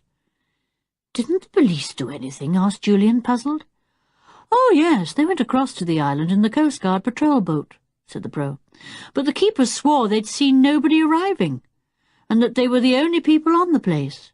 The police landed and searched everywhere, and they found nothing except the great white castle-like house in the woods and hundreds of wild animals, so tame that they'd sit and watch you as you walked by." "Oh, very mysterious," said Julian, getting up. "Well, thanks for the welcome orangeade, and for your information. We'd already heard a bit from a groundsman of yours, Lucas, a real old countryman and a born storyteller." "Ah, Lucas, yes, he knows that island well," said the pro. "He was once one of the keepers, I believe. Well, come and see me again sometime. Thanks for the balls. It isn't everyone who's honest enough to come and give them in when they find them." They all said goodbye and went out. Timmy pranced along in joy. Sitting down outside the clubhouse didn't suit him at all. "Did you enjoy your biscuits, Tim?" asked George, and he ran up and gave her hand a quick lick. What a question! He always enjoyed biscuits. He ran off into the bracken and began to nose about there again, hunting for balls. The others went to walk up the hill, talking about the island. "I wonder what really did happen to those 2 collector men, who were never heard of again," said Anne. "Funny that their boat was found adrift and empty." "They must have been drowned, of course," said Dick. "I wonder if anything is left of the old treasures that were once taken there." "No, there wouldn't be. The police would have made a very thorough search." "I wish we could go to the island," said George. "I don't expect the keepers would shoot at us, would they? They might even let us on to make a change for them. They must be so bored with only themselves to talk to." "That's very wishful thinking, George," said Julian. "We are certainly not going near the island, so put that right out of your head." "Well, I knew it was impossible, really," said George. "But wouldn't it be a grand adventure if we managed to get on the mysterious Whispering Island and explore it without the keepers knowing?" "Not such a grand adventure if we were all peppered with shot from the keepers' guns," said Dick. "Anyway, we wouldn't find anything of interest. The treasures must have been removed long ago. The only possible things of interest would be the very tame wild creatures there. Wilfred would go mad with joy, wouldn't you, Wilfred?" "I'd like it very much," said the boy, his eyes shining. "What's more, I might hire a boat myself and row round the island to see if I could spot any animals there." "You'll do nothing of the sort," said Julian at once, "so don't try any silly tricks, see?" "I shan't promise," said Wilfred irritatingly. "You just never know." "Oh, yes, I do know. You're just trying to sound big," said Julian. "Come along quickly, everyone. It's past our dinner time. I'm ravenous." "What's for lunch, Anne?" "We'll open a tin of tongues," said Anne. "And there's plenty of bread left and lettuce, which I left in water, and tomatoes and heaps of fruit." "Sounds good," said George. "Dinner, Timmy, dinner!" And hearing that welcome word, Timmy shot up the steep hill at top speed, his tail waving joyously. "Wish I was a dog and could tear up a hill like that," said Anne, panting. "Give me a push, Julian. Oh, I'll never get to the top." Chapter 8. Mostly About Wilfred. Timmy was waiting for the children at the top of the hill, his tail waving, his mouth open as he panted. He picked something up as the children came and threw it into the air and caught it. "Another golf ball, Timmy," said Dick, as Timmy threw the ball into the air again with a toss of his big head. "No, it's too big for that," said George. "Drop it, Timmy. What have you found?" Timmy dropped the ball at George's feet. It was bigger than a golf ball, and had a hole right through it. "Oh, it's one of those balls that children throw up and try to catch on a stick," said George. "Somebody must have dropped it. All right, Tim, you can have it." "He won't swallow it, will he?" said Wilfred, anxiously. "It's not awfully big, but I once saw a dog swallow something by mistake, that he threw into the air to catch." "Timmy's much too sensible to swallow any ball," said George. "You needn't worry about him. Anyway, I can do any worrying necessary. He's my dog." "All right, all right, all right," said Wilfred. "Miss High and Mighty can look after her own dog fine." George looked round at him furiously, and he made a face at her. Then he whistled to Timmy. Yes, he actually dared to whistle to him. "Nobody whistles for my dog except me," said George, "and anyway he won't come to you." But to her surprise and horror, Timmy did go to Wilfred and pranced all round him, expecting a game. George called him sternly, and he looked at her in surprise. He began to trot over to her when Wilfred whistled again, and obediently Timmy turned as if to go to him. George caught hold of the dog's collar and aimed a punch at the whistling boy. It missed him, and he danced round laughing. "Stop it now, you two," said Julian, seeing George's look of fury. "I said stop it. Wilfred, go on ahead and keep going. George, don't be an ass. He's only teasing you to make you lose your temper. Don't please him by losing it." George said nothing more, but her eyes blazed. "Oh dear," thought Anne. "Now we shan't have any peace. She won't forgive Wilfred for making Timmy go to him. Blow Wilfred. He really is a little pest at times." They were all very hungry for their lunch, and very pleased with everything that Anne provided. Dick went into the little cottage to help her, because George insisted on keeping her hand on Timmy's collar all the time, in case Wilfred should entice him to his side. "He's making some peculiar noises now," said Dick to Anne. "Noises that animals can't seem to resist. I don't wonder that George has got Timmy tightly by the collar. I'm not a dog, but I find those little whiny noises Wilfred is making very curious indeed, and I'd love to go nearer." "Well, I hope we're not going to have black looks from George from now on," said Anne. "Wilfred's an awful little idiot at times and most irritating, but he's not bad underneath, if you know what I mean." "Well, I don't really," said Dick, cutting some tomatoes in half. "I think he's badly brought up little pest, and if I were a dog I'd bite him, not fawn on him. Have I cut up enough tomatoes, Anne?" "Good gracious, yes," said Anne. "However many do you think we're going to eat, 40 or 50? Look, you open this tin for me, Dick. I do so hate opening tins. I nearly always cut myself." "Don't you ever open one again, then," said Dick. "I'm the official tin opener from now on. Dear old Anne, whatever should we do without you? You take everything on your shoulders, and we just let you. George ought to help more. She's a girl like you, but she never gets the meals or anything. I'll tick her off one of these days." "No, don't," said Anne in alarm. "I like doing things on my own. George would only break things or upset them. She's as ham-handed as a boy when it comes to washing up or setting out crockery, though she means well." "So, boys are ham-handed, are they?" said Dick, pretending to be offended. "When have I ever broken anything, I'd like to know? I'm as careful as any girl when I handle crockery." Alas for Dick! The glass he was holding suddenly slipped from his hand, fell to the floor and broke. Anne looked at him and gave a sudden delighted giggle. "Oh, ham-hand," she said. "Can't pick up a glass without dropping it. Look, take out this tray for me, and for goodness sake don't drop that." They all had a delicious lunch, and ate practically everything. Wilfred sat a little way from everyone, scattering crumbs around as he ate. Birds of all kinds were soon round him, even hopping onto his hands. A magpie flew down to his left shoulder. Wilfred greeted it like an old friend. "Hello, Maggie Pie. How's the family? I hope Polly Pie has recovered from her cold. And is Peter Pie's bad leg better? And what about old Grandpa Pie? Does he still chase you young ones?" The magpie put its glossy head on one side and chattered back to him in bird language, which Wilfred appeared to understand. He stroked the bird's gleaming breast and fondled it lovingly. George deliberately didn't watch. She turned her back on Wilfred and the magpie and talked to Timmy. The others couldn't help being amused. The magpie put Wilfred's conversation to an end very suddenly. The boy was about to put half a tomato into his mouth when the bird bent down its head and snatched away the tomato with its powerful beak. Then it rose quickly into the air on its big wings, making a noise exactly as if it were laughing.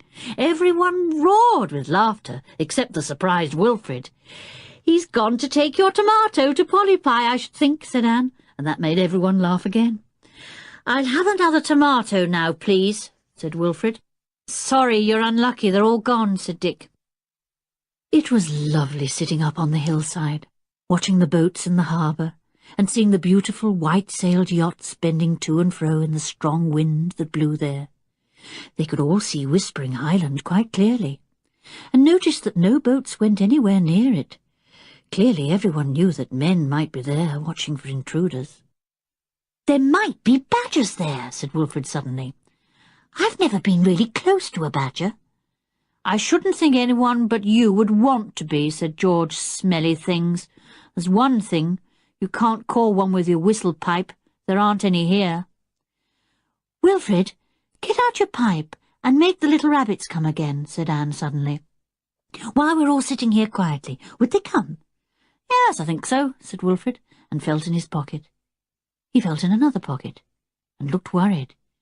Then he stood up and patted himself all over, looking really distressed. He stared round at the others, anguish on his face. "It's gone," he said. "I must have lost it. It's gone. I'll never have another like it, never." "Oh, it must be in one of your pockets," said Dick, touched by the look on the boy's face. "Here, let me feel." But no, the pipe wasn't there. Wilfrid looked as if he were about to burst into tears. He began to hunt all round, and everyone helped him. No, not quite everyone. George didn't. Dick glanced at her and frowned.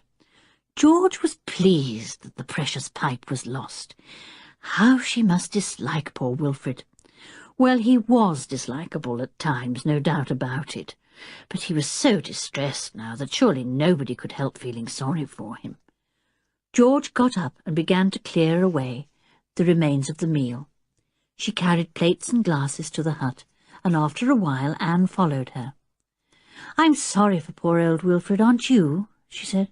"No, I'm not," said George shortly. "Serves him right. I hope he never finds his silly pipe. That'll teach him not to try and get Timmy away from me."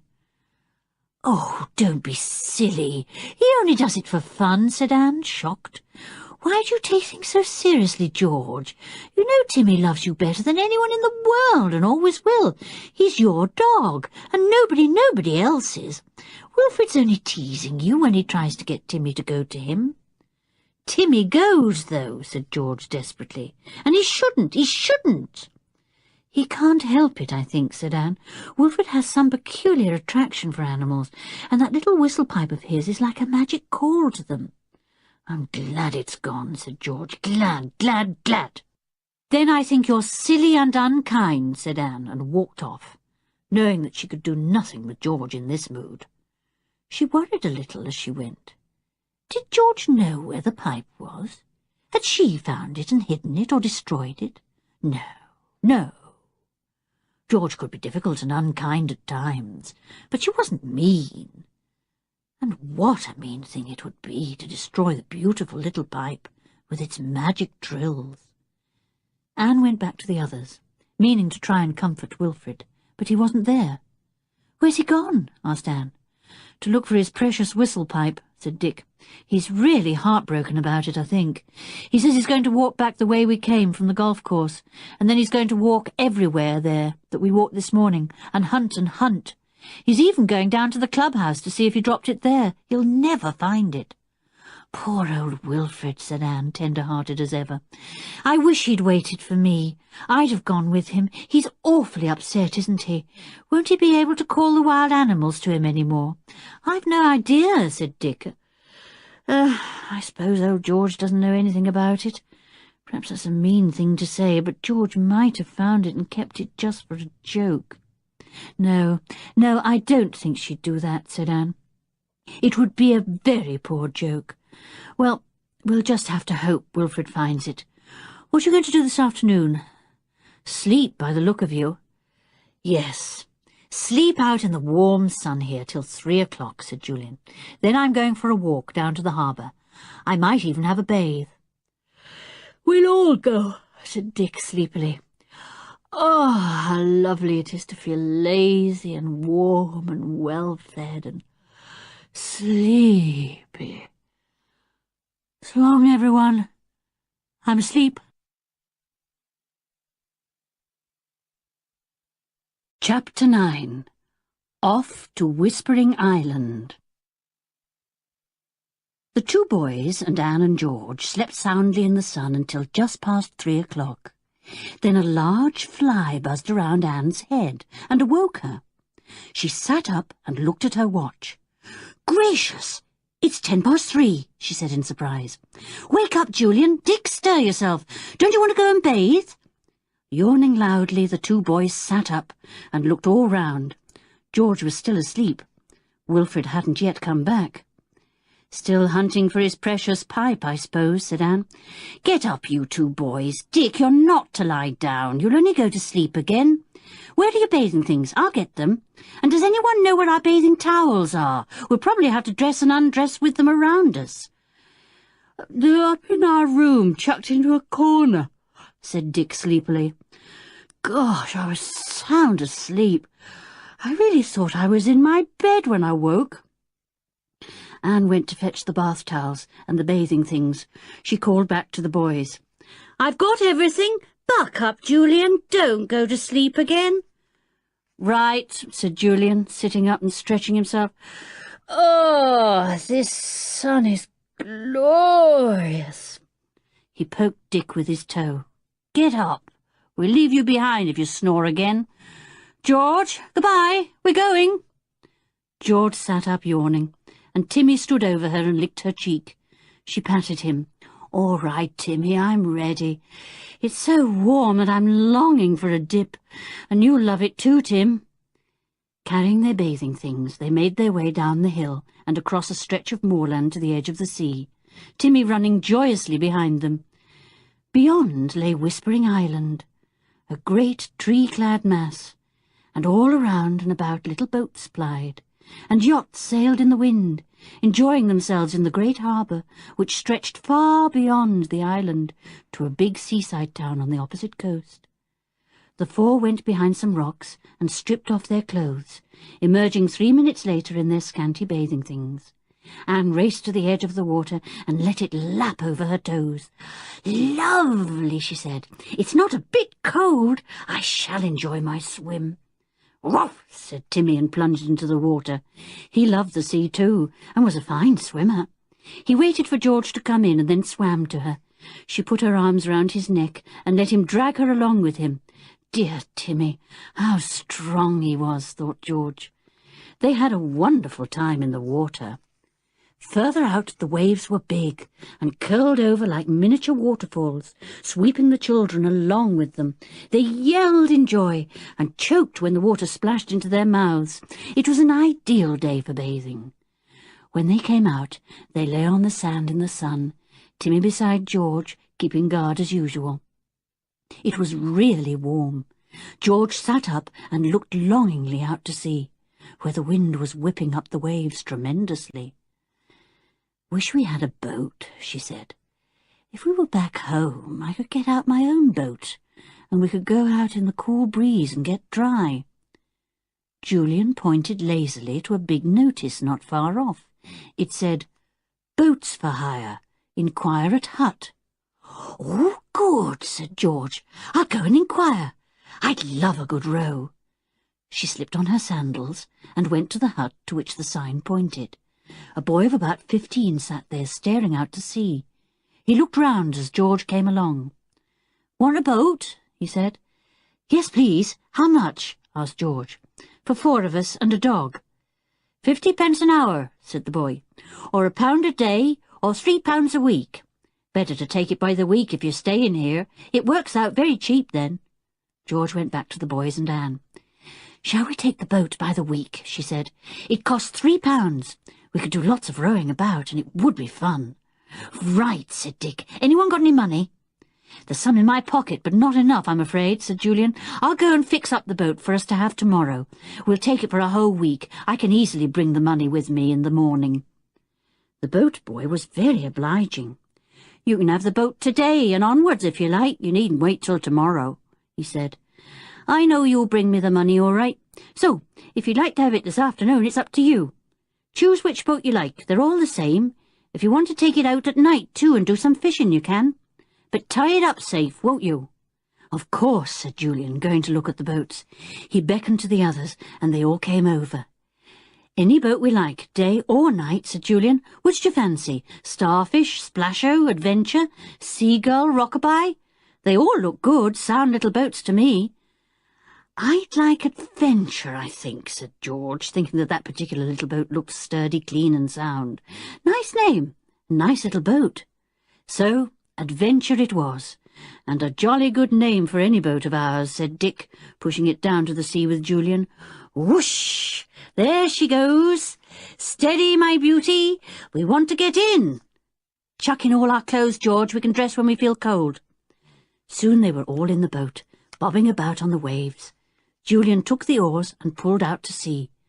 Now they were in the full breeze, and a spanking one it was too.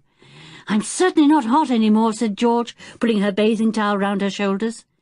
The tide was running out, and pulled the boat strongly out to sea. Whispering Island suddenly seemed very much nearer. "Better look out," said George suddenly. "We don't know if a keeper's on guard somewhere on the shore of the island. We're getting pretty near."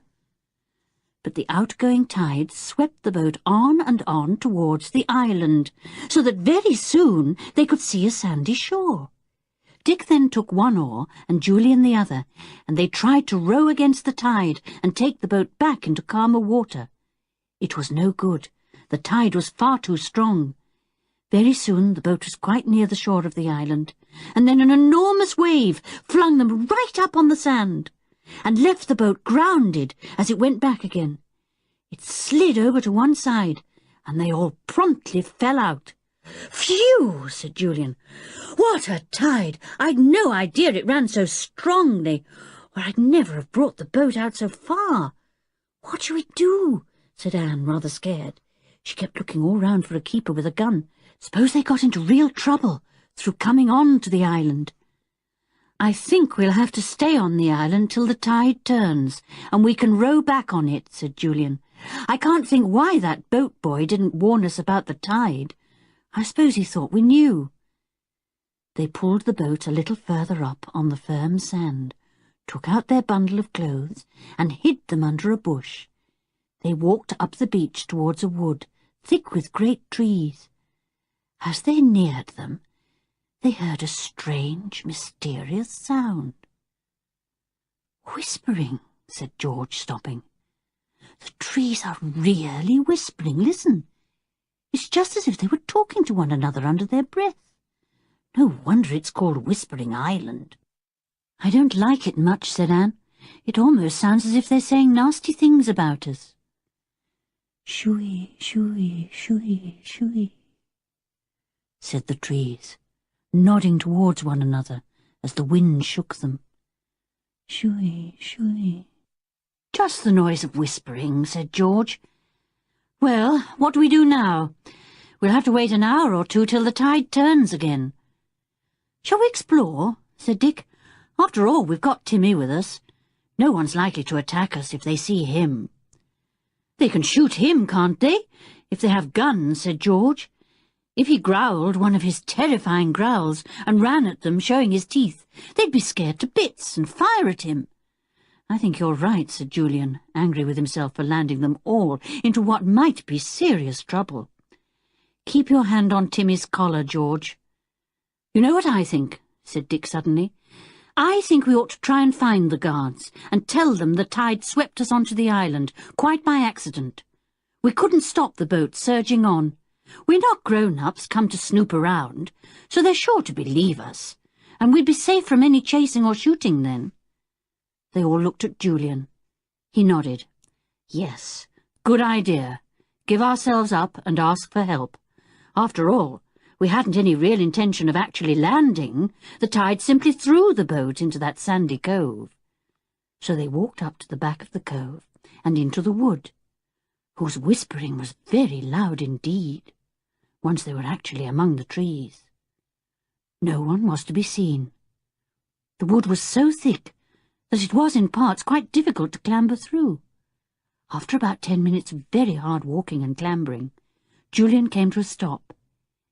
He had seen something through the trees. The others pressed behind him. Julian pointed in front, and the others saw what looked like a great grey wall made of stone.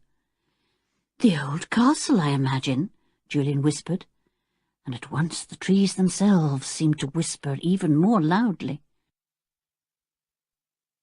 They all made their way to the wall and walked alongside it. It was a very high wall indeed, and they could hardly see the top. They came to a corner and peeped round. A great courtyard lay there, quite empty. "Better shout, I think," said Dick, beginning to feel rather creepy. But before they could do that, 2 enormous men suddenly came down a flight of great stone steps. They looked so fierce that Timmy couldn't help giving a blood-curdling growl. They stopped short at once and looked all round, startled. "The noise came from over there," said one of the men, pointing to his left, and to the children's great relief, both swung off in the wrong direction. "We'd better get back to the cove," whispered Julian. "I don't at all like the look of those men. They look proper thugs. Quiet as you can now, George. Don't let Timmy bark." They made their way back beside the stone wall, through the whispering trees, and there they were, at the cove. "We'd better row back as quickly as we can," said Julian. "I think something's wrong here. Those men look like foreigners. They certainly weren't gamekeepers. I wish we hadn't come." "Ju, where's our boat?" said Dick in a shocked voice. "It's gone. This can't be the right cove." The others stared round. Certainly there was no boat. They must have come to the wrong cove. "It looks the same cove to me," said George, "except that the sea has come in a bit more. Do you think it took our boat away? Gosh, look at that big wave sweeping right in and sucking back." "My word, yes. Our boat could easily have been dragged out on a wave like that," said Julian, very worried. "Look out! Here comes another." "It is the same cove," said Anne, looking under a bush at the back. "Here are our clothes. Look, we hid them here." "Take them out quickly," called Julian, as another big wave swept right in. "What an idiot I am! We should have pulled our boat as far up as we could." "I'm cold now," said Anne. "I'm going to dress. It will be easier to carry a bathing suit than a heap of clothes." "Good idea," said Dick, and they all promptly dressed, feeling warmer at once. "We might as well leave our bathing things under the bush where we left our clothes," said George. "At least we'll know it's the same cove if we find them there." "The thing is, what are we going to do now?" said Julian, worried. "No boat to get back in? And why on earth did we choose one called Adventure? We might have known something would happen."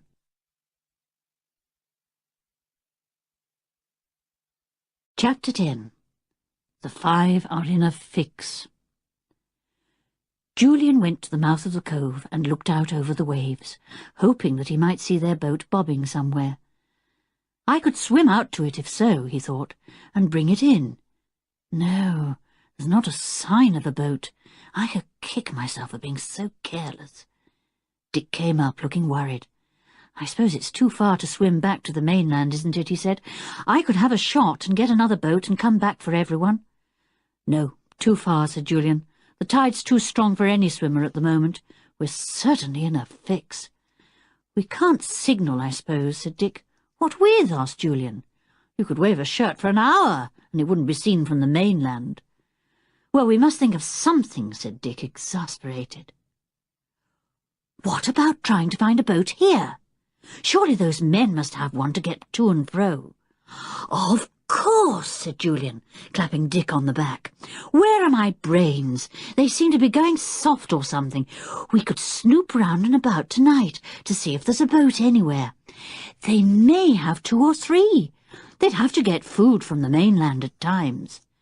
The 2 girls and Timmy came up then, and Timmy whined. "He doesn't seem to like this island," said George. "I think he smells danger." "I bet he does," said Dick, putting his hand on Timmy's firm head. "I'm jolly glad he's with us. Can you girls think of any good ideas? We can't." "We could signal," said George. "No good. A signal from here couldn't be seen," said Dick. "We've already thought of that." "Well, if we lighted a fire here on the beach tonight, when the tide's out, surely that would be seen," said Anne. Dick and Julian looked at one another. "Yes," said Julian. "If we lighted it on a hilly bit, it would be better still. On that cliff up there, for instance." "Wouldn't the guards see it?" asked Dick. "We'd have to chance that," said Julian. "Yes, we could do that. Good idea, Anne. I say, we're going to get jolly hungry, aren't we? Anyone got anything to eat?" "I've 2 bars of chocolate. A bit soft now, though," said George, digging into the pocket of her shorts. "And I've some peppermints," said Anne. "What about you boys? You always take barley sugars about with you, Dick. Don't say you haven't any just when we could all do with them." "I've a new packet," said Dick. "Let's all have one now." He pulled the packet from his pocket and handed it round. Soon they were all sucking barley sugars. Timmy was given one too, but his was gone in a flash. "Wasted on you, Tim, absolutely wasted," said Anne. "Crick, crack, swallow. That's all a barley sugar means to you. Why can't dogs suck as sweet as we do? They never seem to suck anything. No, Timmy, don't go sniffing into Dick's pocket for another." Timmy was disappointed. He went snuffling round the cove, and then, scenting a rabbit smell, he followed it with his nose to the ground. The children didn't notice that he had disappeared, but went on talking, trying to solve their very real difficulty. No boat, no food, no way of getting help except by signalling in some way. Not very funny, thought Dick. And then, very suddenly, a loud sound broke the silence. Crack! Everyone jumped up at once. "That was a gunshot," said Dick. "The keepers!" "But what were they shooting at?" "Where's Timmy?" cried George, looking round. "Tim? Tim? Where are you, Tim?" Everyone's heart went cold. Timmy! No, the shot couldn't have been meant for old Timmy. Surely the keepers wouldn't shoot a dog. George was nearly mad with dread. She clutched at Dick, tears streaming down her cheeks. "Dick, it couldn't be Timmy, could it? Oh, Timmy, where are you? Timmy, come to me!" Listen a minute, George," said Dick, as shouts came from the distance. "I thought I heard Tim whine then. Isn't that him coming through the bushes?" There was the noise of rustling as some creature pressed through the last year's old bracken fronds. And then Timmy's head appeared, his bright eyes looking for them.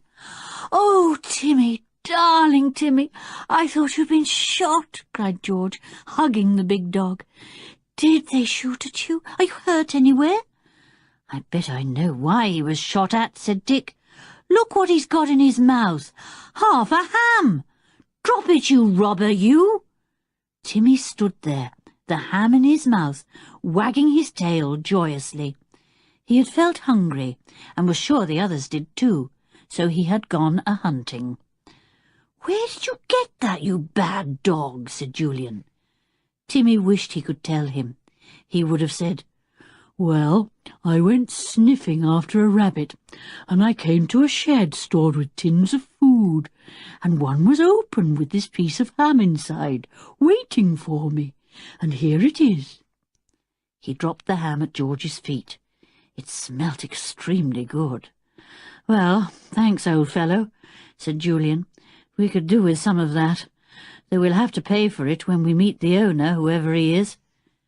"Julian, he has been shot at," said George, in a trembling voice. "Look, his tail's bleeding, and some fur is gone." "My word, yes," said Julian, examining Timmy's tail. "Good gracious, those fellows mean business. I really think I'd better find them and tell them we're here, in case they take a pot shot at us, too." "Well, let's go now, all of us," said Dick. "They probably thought Timmy was a wolf or a fox or something, slinking through the trees. Poor old fellow." Timmy was not at all disturbed. He was so proud of finding and bringing back the ham that he even wagged his wounded tail. "It's quite certain that no animals or birds will be tame and friendly on this island now," said Anne. "They'll have been scared stiff by the gamekeepers potting at this and that." "You're right," said Julian. "It rather makes me think that the fellows on the island are no longer merely gamekeepers, put in to preserve the wildlife and to frighten sightseers away, but real fierce guards of some kind, like those two horrible men we saw in the courtyard." "Well, what are they guarding then?" said George. "That's what I'd very much like to find out," said Julian, "and I think perhaps I'll snoop round a bit and see what I can discover. When it's getting dark, though, not now." "I wish we hadn't come," said Anne. "I wish we were safe in our cottage with Wilfred. I wonder if he's found his whistle pipe. Goodness, it seems ages since we hired that boat." "Can't we go quietly through the woods and explore a bit?" asked George, "or walk round the shore to see if there's a boat anywhere? I'm getting bored sitting here talking." "Well, I suppose old Tim would give us warning at once if he heard anyone near," said Julian, who was also longing to stretch his legs. We'll go in single file, like Indians, and make as little noise as we can. Timmy can go ahead. He'll give us instant warning if we come near any of the keepers." They all stood up, and Timmy looked at them, wagging his nicked tail. "I'll look after you," said his two bright eyes. "Don't be afraid." They made their way carefully and quietly through the whispering trees. "Shh, shoo-shoo-y," said the leaves above their heads, as if warning everyone to go as quietly as possible. And then suddenly Timmy stopped and gave a low, warning growl. They all stood still at once, listening. They could hear nothing. They were in a dense part of the wood, and it was dark and sunless. What was Timmy growling at? He took a step forward and growled softly again. Julian went forward too, as silently as he could. He stopped suddenly and stared. What in the world was that strange figure, gleaming out of the shadows? His heart began to beat loudly. The figure stood there, silently, an arm outstretched as if pointing at him. He thought it moved, and he took a step backwards in fear. Was it a ghost or something? It was so very white and shone so queerly. The others, coming up behind, suddenly saw it too, and stopped in fright. Timmy growled again, and all the hackles on his back rose up. What was this? Everyone stood absolutely still, and Anne gave a gulp. She took hold of Dick's arm, and he held it tightly against him. And then George gave a very small laugh. To everyone's horror, she went forward and touched the hand of the gleaming figure. "How do you do?" she said. "It's so nice to meet a well-mannered statue." Well, a statue. Only a statue. It had looked so real standing there, and yet so ghostly. Everyone heaved a sigh of relief, and Timmy ran forward and sniffed at the statue's flowing robes. "Look around you," said Julian. "The wood's full of statues just here, and aren't they beautiful? I hope they don't suddenly come alive. They really look as if they might." Chapter 11. A Strange Discovery. The children were astonished to see so many gleaming statues standing in the darkness of the wood. They wandered round them, and then came to a large shed. They peeped inside. "Look here," said Dick, excited. "Long, deep boxes, strong as iron. And see what's in these two." They all came to look. In the first, packed in what looked like sawdust, was a beautifully carved statue of a boy. The next box seemed to be entirely full of sawdust, and Anne had to scrape quite a lot away to see if anything was packed there too. "It's a little stone angel," she said, scraping sawdust from a quaint little face, a small crown, and the tips of small wings. "Lovely! Why are these statues being packed away like this?" "Use your brain," said Dick. "It's obvious that they're works of art, and are probably very old. They're being packed to send away in some boat or ship to be transported somewhere where they'll fetch a lot of money. America, probably." "Did they come from the old castle, do you think?" asked George. "It's quite near.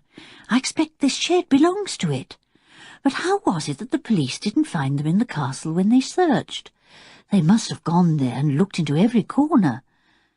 And what about the statues in the wood outside? Why haven't they been packed away?" "Too big, probably," said Julian, "and too heavy. A small boat wouldn't be strong enough to take great things like that. But those little statues are quite perfect for transporting. They don't weigh as much as the big ones, and they aren't marked by the weather through standing in rain, sun and snow. Not a mark on them." "You're right," said Anne.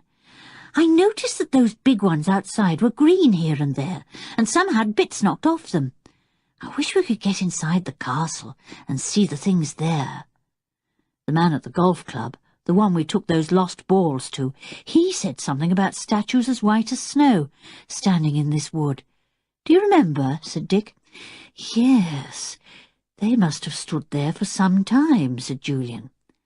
"I don't feel they can be very valuable, else they would be put carefully indoors under cover. But these little beauties, I guess they're worth a lot of money." "Who do you suppose packed them in here?" said Anne. "Maybe those big men we saw," said Julian. "Even small statues like these need someone very strong indeed to carry them here to this shed, and pack them like this. Then, of course, they would have to be carried to some boat or ship, probably to a boat first and then rowed out to a waiting ship. But I don't think those guards are the men behind all this. Someone with great knowledge of old things must be the ringleader. He probably heard the old legend of the island, came to have a look round, and made quite a lot of interesting discoveries." "Where?" asked George. "In the castle?" "Probably, though carefully hidden away," said Julian. "For all we know, there may be scores of really valuable old treasures hidden there still. That sword with a jewelled handle, for instance, and the bed made of gold, and to think they might all be quite near us somewhere on Whispering Island," said Anne. "Wouldn't I love to be able to say I'd slept on a bed of pure gold?" "Well, I think you'd find it jolly hard," said Dick.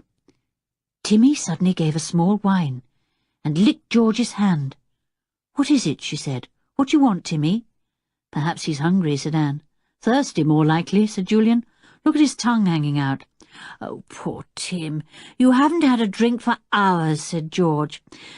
"Well, where on earth can we get you one? We'll have to look for a puddle, I'm afraid. Come on." They left the shed where the beautiful little statues were lying in their sawdust, and went into the sunshine. Everywhere was dry. Julian felt worried. "We shall all be thirsty soon," he said. "I wonder where we can get some water." "Would it be too dangerous to go near the castle and see if there's a tap anywhere?" asked George, ready to face almost anything to get her dog a drink. "Yes, it would," said Julian in a very decided voice. "We're not going near any of those men with guns. They might have been told to shoot on sight, and that wouldn't be very pleasant. We'd be peppered all over with shot. Look, what's that round thing over there? Like a little circular wall," said Dick, pointing to something behind the shed where the statues lay in their boxes. They all went over to it, and Anne guessed what it was at once. "A well! An old well," she said. "Look, it has an old wooden beam over the top, with a pulley to wind and unwind a bucket. Is there a bucket? Let's hope so. We can let it down to the water and fill it for Timmy then." Timmy put his paws on the rim of the wall and sniffed. Water! That was what he wanted more than anything. He began to whine. "All right, Timmy, we'll send a bucket down," said George. "It's still on the hook. Julian, this handle's awfully stiff. Can you turn it to let down the bucket?" Julian tried with all his strength, and quite suddenly the rope loosened, and the bucket gave a sudden jerk and jump. Alas, it jerked right off the hook, and with a weird echoing jangling sound fell from the top to the bottom of the well, landing in the water with a terrific splash. "Blow, blow, blow," said Julian, and Timmy gave an anguished howl. He peered down at the lost bucket, now on its side in the water at the bottom of the well, gradually filling itself. "It'll probably sink below the water now," said Julian with a groan. "Is there a ladder down the well? If so, I could shin down and get the bucket." But there wasn't, though it looked as if there had been at some time, for here and there were staples in the brick side of the well wall. "What can we do?" asked Anne. "Can we possibly pull up the bucket?" "No, I'm afraid we can't," said Dick. "But wait a minute. I could shin down the rope, couldn't I, and pick the bucket out of the water, and easily get up again, because George and Julian could turn the well handle and pull me up that way." "Right-o, down you go then," said Julian. "The rope's good and strong, not frayed or rotten. We'll wind you and the bucket up all right." The boy sat on the side of the well wall and reached out for the rope. He swung himself onto it and swayed there a moment or two, looking down the long, dark hole below him, with the water at the bottom. Then down he went, hand over hand, just as he so often did at school in the gym. He came to the bottom, reached down, took hold of the bucket handle, and filled the bucket full. The water felt as cold as ice to his hand. "All right, "Pull me up!" he shouted, his voice sounding very hollow and strange as it rose up through the well walls. Dick was heavy to pull up. Julian and George turned the handle valiantly, but it was slow work. Gradually, Dick came up nearer and nearer to the top. When he was halfway, they heard him give an exclamation and call out something, but they couldn't make out what it was, and went on winding the groaning rope, slowly but surely. They reached down and took the bucket from Dick as soon as his head appeared at the top. Timmy fell on it with excited barks and began to lap vigorously. "Didn't you hear me yelling to you to stop when I was halfway up?" demanded Dick, still swinging on the rope. "Don't let go that handle. Hang on to it for a minute." "What's the excitement?" asked Julian in surprise. "Why did you yell to us? We couldn't make out what you said." Dick swung himself to one side, caught hold of the well top, and hauled himself up so that he could sit on the well wall. "I shouted because I suddenly saw something jolly peculiar as I came up the well," he said, "and I wanted to stop and see what it was." "Well, what was it?" asked Julian. "I don't quite know. It looked awfully like a little door. An iron door," said Dick.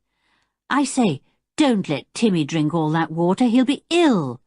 We'll let the pail down again in a minute and get some more for ourselves." "Go on about what you saw," said George. "How could there be a door in the side of a well going deep down into the earth?" "Well, I tell you there was one," said Dick. "Look, Timmy's gone and upset the pail now.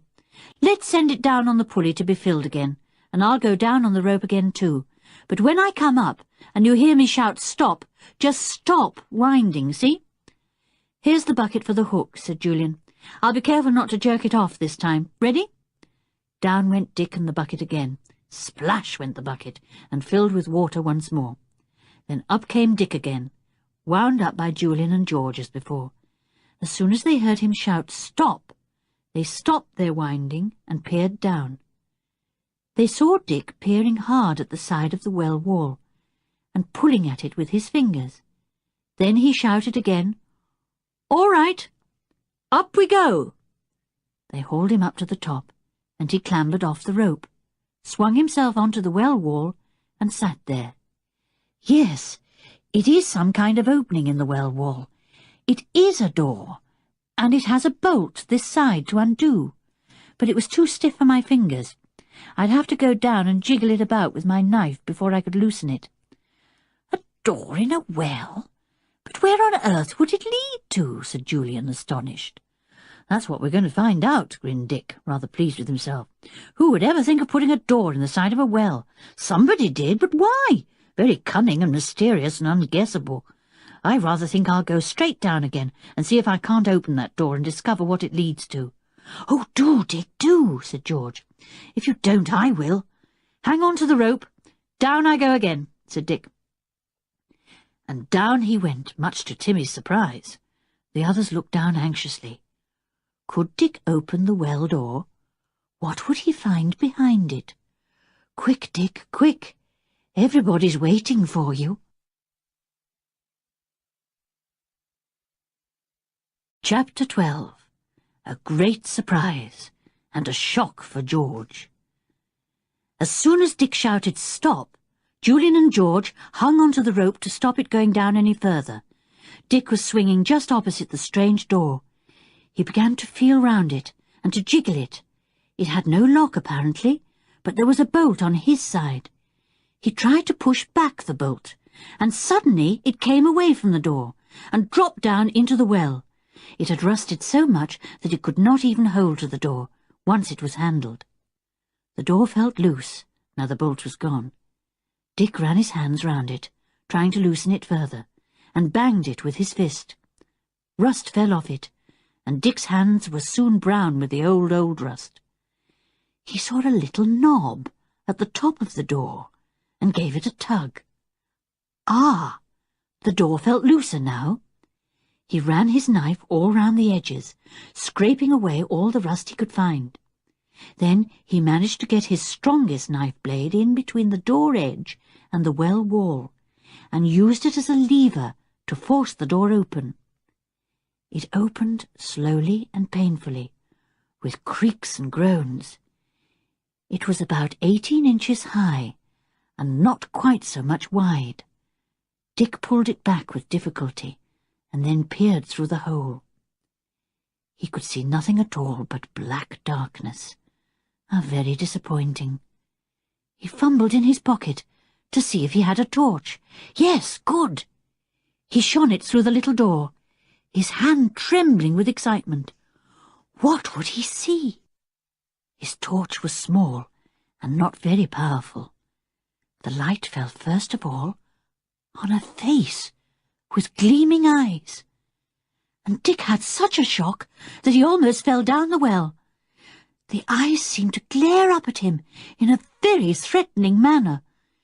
He switched his torch to the right, and yet another face gleamed up at him. A queer face, thought Dick. Yellow as can be. Yellow, yellow. I believe that face is made of gold. His hand was trembling even more.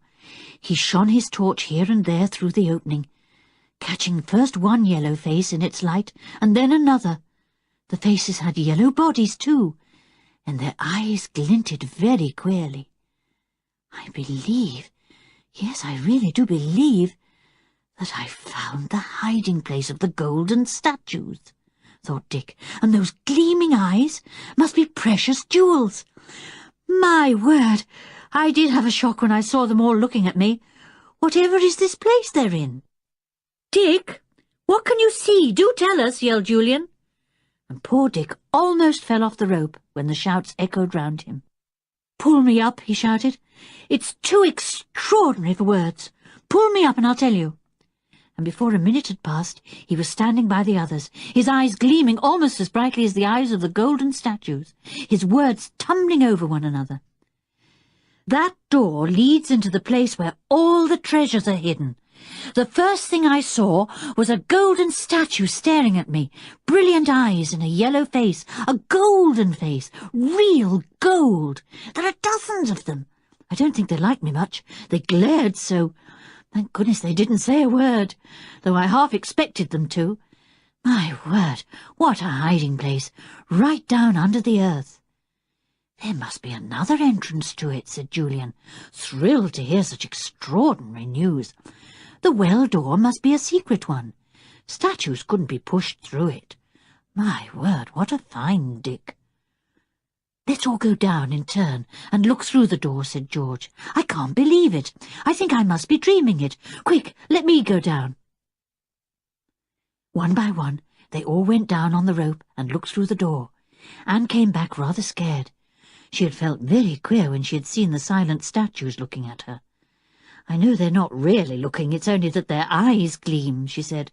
But I kept expecting one or other to take a step forward and speak to me.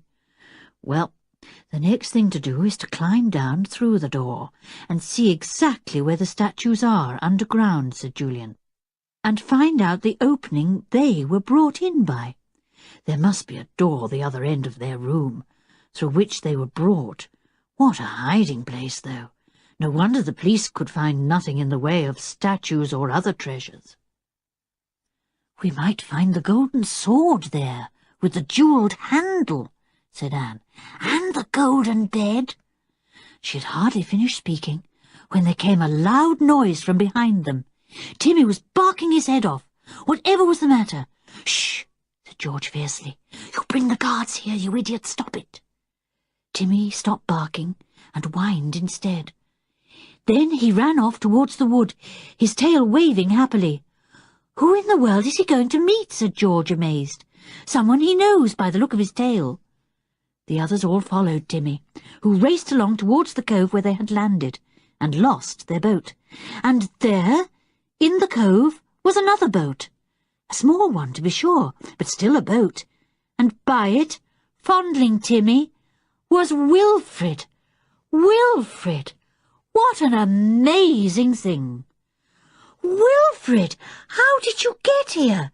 Did you hire that boat? Did you come all by yourself? Did you... Wilfrid grinned round in delight, thrilled at the surprise he was giving everyone. Timmy licked him without stopping, and George didn't even seem to notice. Well, he said, You didn't come back, so I guess something was wrong. And when the boat boy told me you'd taken one of his boats, and it had been reported tossing about empty on the water near the island, I guessed what had happened. I said, aha, they didn't make the boat fast when they got to the island, and now they're marooned there. You were pretty mean to go without me, but I guessed you'd be pleased to see me if I borrowed a boat and came over." Anne was so pleased that she gave the boy a hug. "Now we can go back whenever we want to," she said. "But we don't want to at the moment," said Dick. "We've made some startling discoveries, Wilfred, and I'm jolly pleased you'll be able to share in them. What have you got in your pocket? Something keeps poking its head out at me." "Oh, that's only a baby hedgehog," said Wilfred, taking it out gently. "It's got trodden on by a horse, I think, so I'm just caring for it for a day or two." He put it back into his pocket. "But I say, go on, tell me what you found. Not the lost treasures, surely?" "Yes," said Anne. "We saw them when we went down a well near the castle." "Gracious! Did somebody throw them into the water there?" said Wilfred, amazed. "No," said Dick, and told him about the curious door in the side of the well wall. Wilfred's eyes nearly fell out of his head. "I am glad I came," he said. "I nearly didn't. I thought you wouldn't really want me, and I knew George wouldn't be pleased because of Timmy. I can't help him coming round me, and anyway, he'd feel hurt if I pushed him off." Timmy came nosing round at that moment with his ball. He wanted Wilfred to throw it for him, but Wilfred didn't notice the ball. He just patted the soft head and went on talking. "The boat boy wasn't very pleased when he heard that the boat you hired was loose on the sea. He said you'd hired it for a week, and there it was, back the same day, wet and empty. His cousin brought it in. No damage done." "I'll make it up to him when I see him," said Julian. "I haven't paid him for the hire of it either, but he knows I will when I get back. I'd no idea that the sea would throw up waves here, whose backwash would drag out an unmoored boat." "You ought to have taken me with you," said Wilfred, grinning. Timmy, tired of trying to make him throw his ball, went off to George, who was only too pleased to. She threw it into the air, and Timmy leapt up and caught it. Then very suddenly he made a horrible noise and rolled over, kicking as if he were in great pain. "What's the matter, Timmy?" cried George, and rushed to him. Wilfred ran too. The dog was choking, and his eyes were almost starting out of his head. "That ball stuck in his throat," cried Wilfred. "I knew it was dangerous. I told you it was. Cough it up, Timmy, cough it up. Oh, you poor choking thing. Oh, Timmy, Timmy!" The boy was beside himself with fear that the dog would choke, as he had once seen another dog do, and as for George, she was wild with terror. Poor Timmy's eyes looked terrible as he choked and choked, trying to get the ball out of his throat. "He'll choke to death," cried Wilfred. "Julian, force his mouth open and hold it. I must try and get out the ball. Quick!" Timmy was growing weaker, and it was not too difficult to force his mouth wide open. Wilfred could see the ball down the dog's throat, the ball with the hole in the middle. He put his small hand into the dog's big mouth and forced his forefinger into the hole in the ball. His finger joint stuck there. Wilfred gently drew back his hand, and the ball came too, on his finger.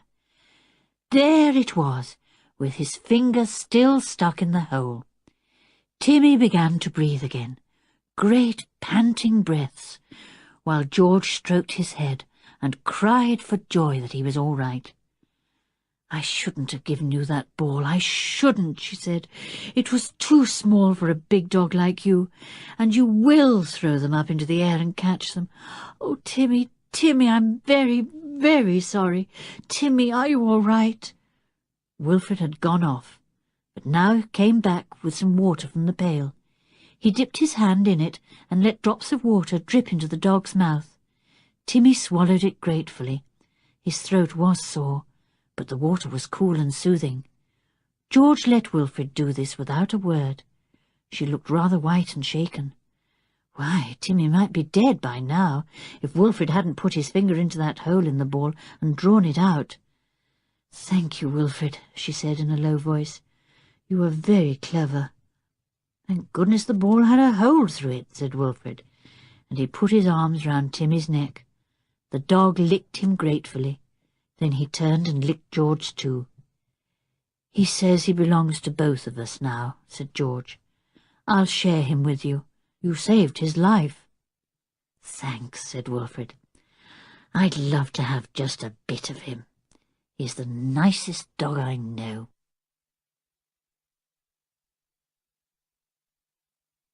Chapter 13.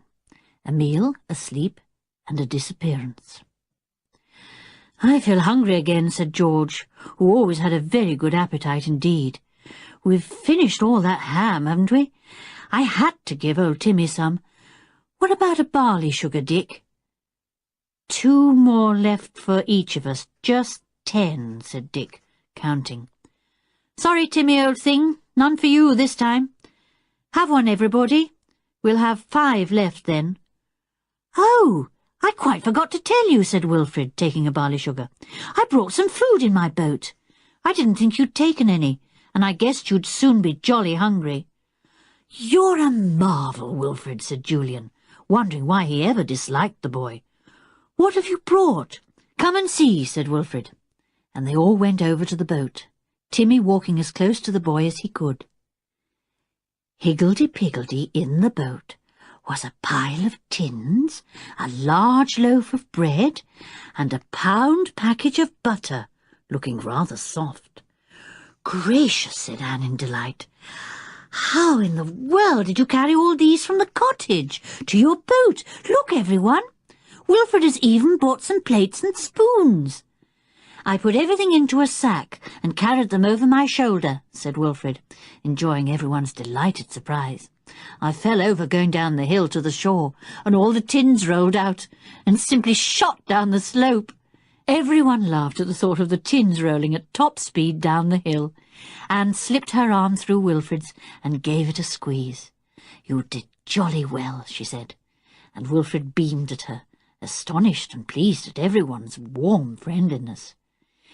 Timmy went to the boat and began sniffing at the bread. Then he turned and barked as if to say, "Is there anything here for me?" Wilfrid understood at once. "Oh, yes, Timmy," he said. "I brought a special tin of dog meat for you. Here you are, a large tin of waggo meat." Timmy recognised the tin at once and barked joyfully. He pawed Wilfrid as if to say, "Come on then, open it, I'm hungry." "Anyone got a tin opener?" said George. "It would be too dreadful if we couldn't open the tins." "Gosh, I never even thought about that," said Wilfrid. "What an ass I am." "It's all right. I've got a thing on my pocket knife that's supposed to open tins," said Dick, taking out a very large closed knife.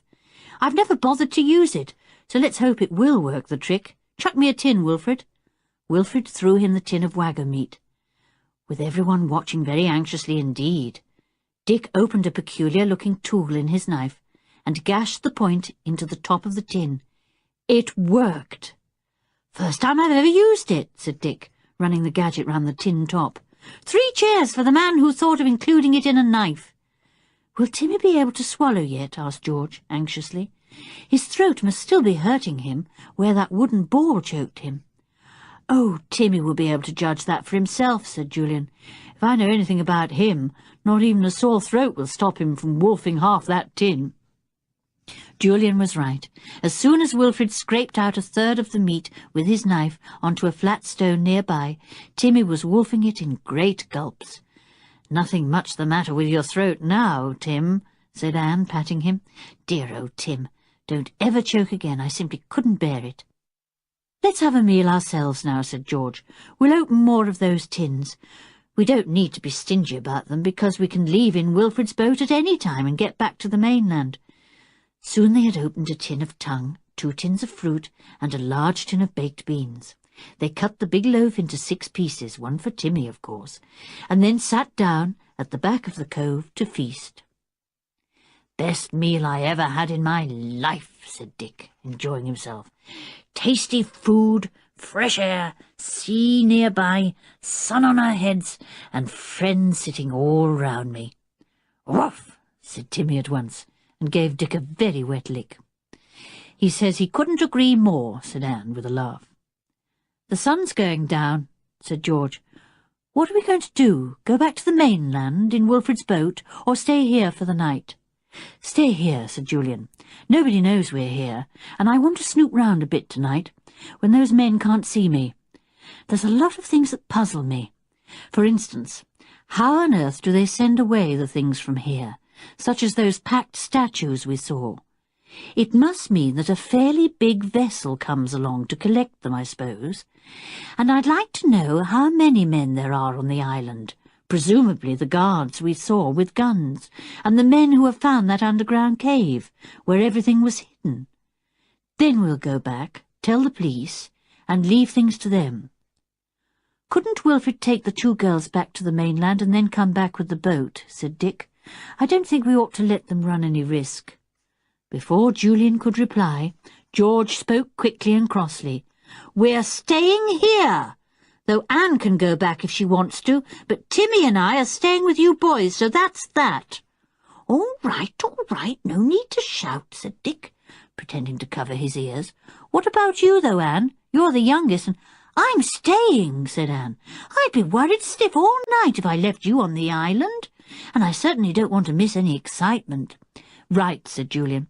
We all stay then. Wilfred, did you know that Timmy has his nose in the pocket where you keep your hedgehog? Yes, they're just making friends, said Wilfred. Anyway, the hedgehog's only a baby. His quills won't prick Timmy's nose. They're still too soft. He's a dear little thing. I thought I'd call him Spiky. Woof, said Timmy, quite agreeing. He was sitting between George and Wilfred, very happy indeed, for both fondled him and patted him at the same time. I think I'll take a walk round the island, suddenly announced Wilfred. Timmy, like to come with me? Timmy got up at once, but George pulled him down. Don't be an ass, Wilfred, she said. Timmy's been shot at once by the men here, and I'm not going to risk it again. Besides, we don't want them to know we're here. I'd be very careful, persisted Wilfred. I wouldn't let them spot me. They didn't spot me coming over in the boat. Julian sat up very suddenly. How do we know they didn't? He said. I never thought of that. They might have a telescope. They might keep watch all the time. They might even have seen us in our boat. After all, they can't risk being spied on. I don't think they could have seen us, said Dick. They would have made a search. I'm jolly sure they didn't see me, boasted Wilfred. They'd have been waiting for me on the shore if they had. He got up and looked all round. I think I'll go for my walk now, he said. No, you are definitely not to go for a walk, Wilfred, said Julian, and lay back in the sun again. It was sinking now, but still very bright. Dick began to think of the night, and how he and Julian would snoop round and find the way into that strange place underground, where those golden statues stood silently in the darkness.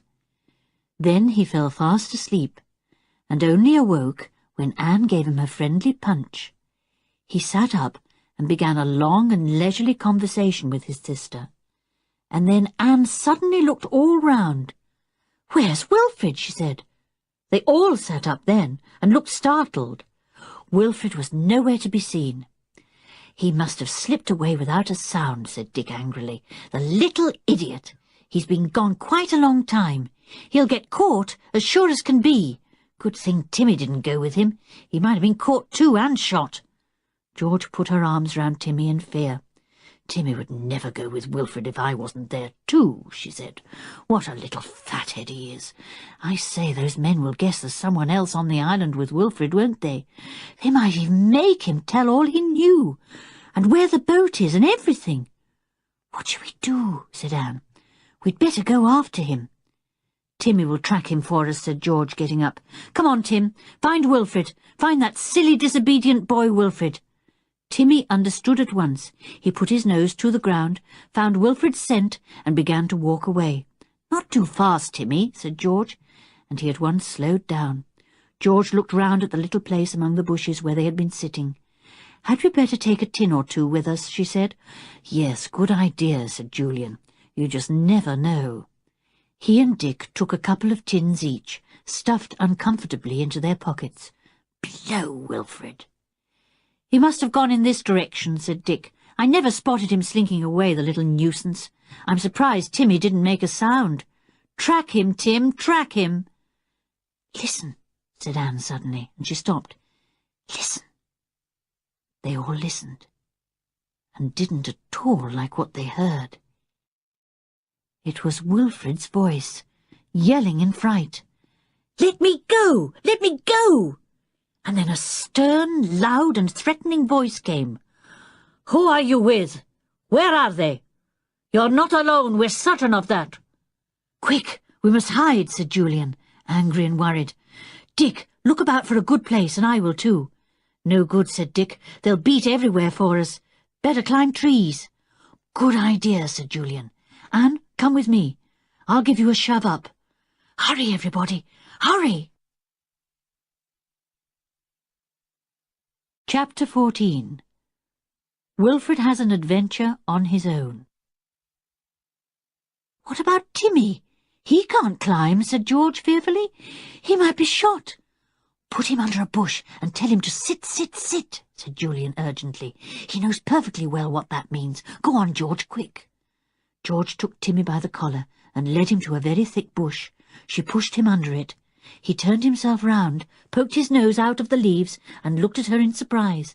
"Sit, Timmy, sit and keep quiet," said George. "Sit, sit, sit, and keep quiet. Understand?" "Woof," said Timmy very quietly, and withdrew his nose, so that nothing of him could be seen at all. He knew perfectly well what George meant. Clever old Timmy. Dick was giving Anne a shove up a tree, with drooping branches thick with leaves. "Get as high as you can," he said in a low voice, "and then stay put till you hear me call you. Don't be afraid. Old Timmy's down here to protect you." Anne gave him rather a small smile. She was not like George, fearless and always ready to rush into trouble. Anne was all for a peaceful life, but how could she have that if she was one of the 5? The boys and George were now high up in trees, listening to the shouting going on. Apparently, Wilfrid was not going to give away his friends. One up to him. "How did you get here?" a man was shouting. "In a boat," said Wilfrid. "Who was with you?" shouted another man. "Nobody. I came alone," said Wilfrid, perfectly truthfully. "I wanted to visit the island. I'm an animal lover, and I heard that all the wild creatures here were tame." "A likely story, that," sneered a man's voice. "Huh, animal lover." "All right, then. Look what I've got here in my pocket," said Wilfrid, and apparently showed the man his baby hedgehog. "He was trodden on by a horse, and I've been looking after him." "Very well. You can go back to your boat and row away," said the man. "At once, mind. And don't look so scared. We shan't hurt you. We've business of our own here, and we don't want strangers round, not even silly little kids with hedgehogs in their pockets." Wilfrid took to his heels and fled. He felt lost now. He would never find the others, or the cove where his boat was. Why had he disobeyed Julian? Had the others heard the men shouting at him?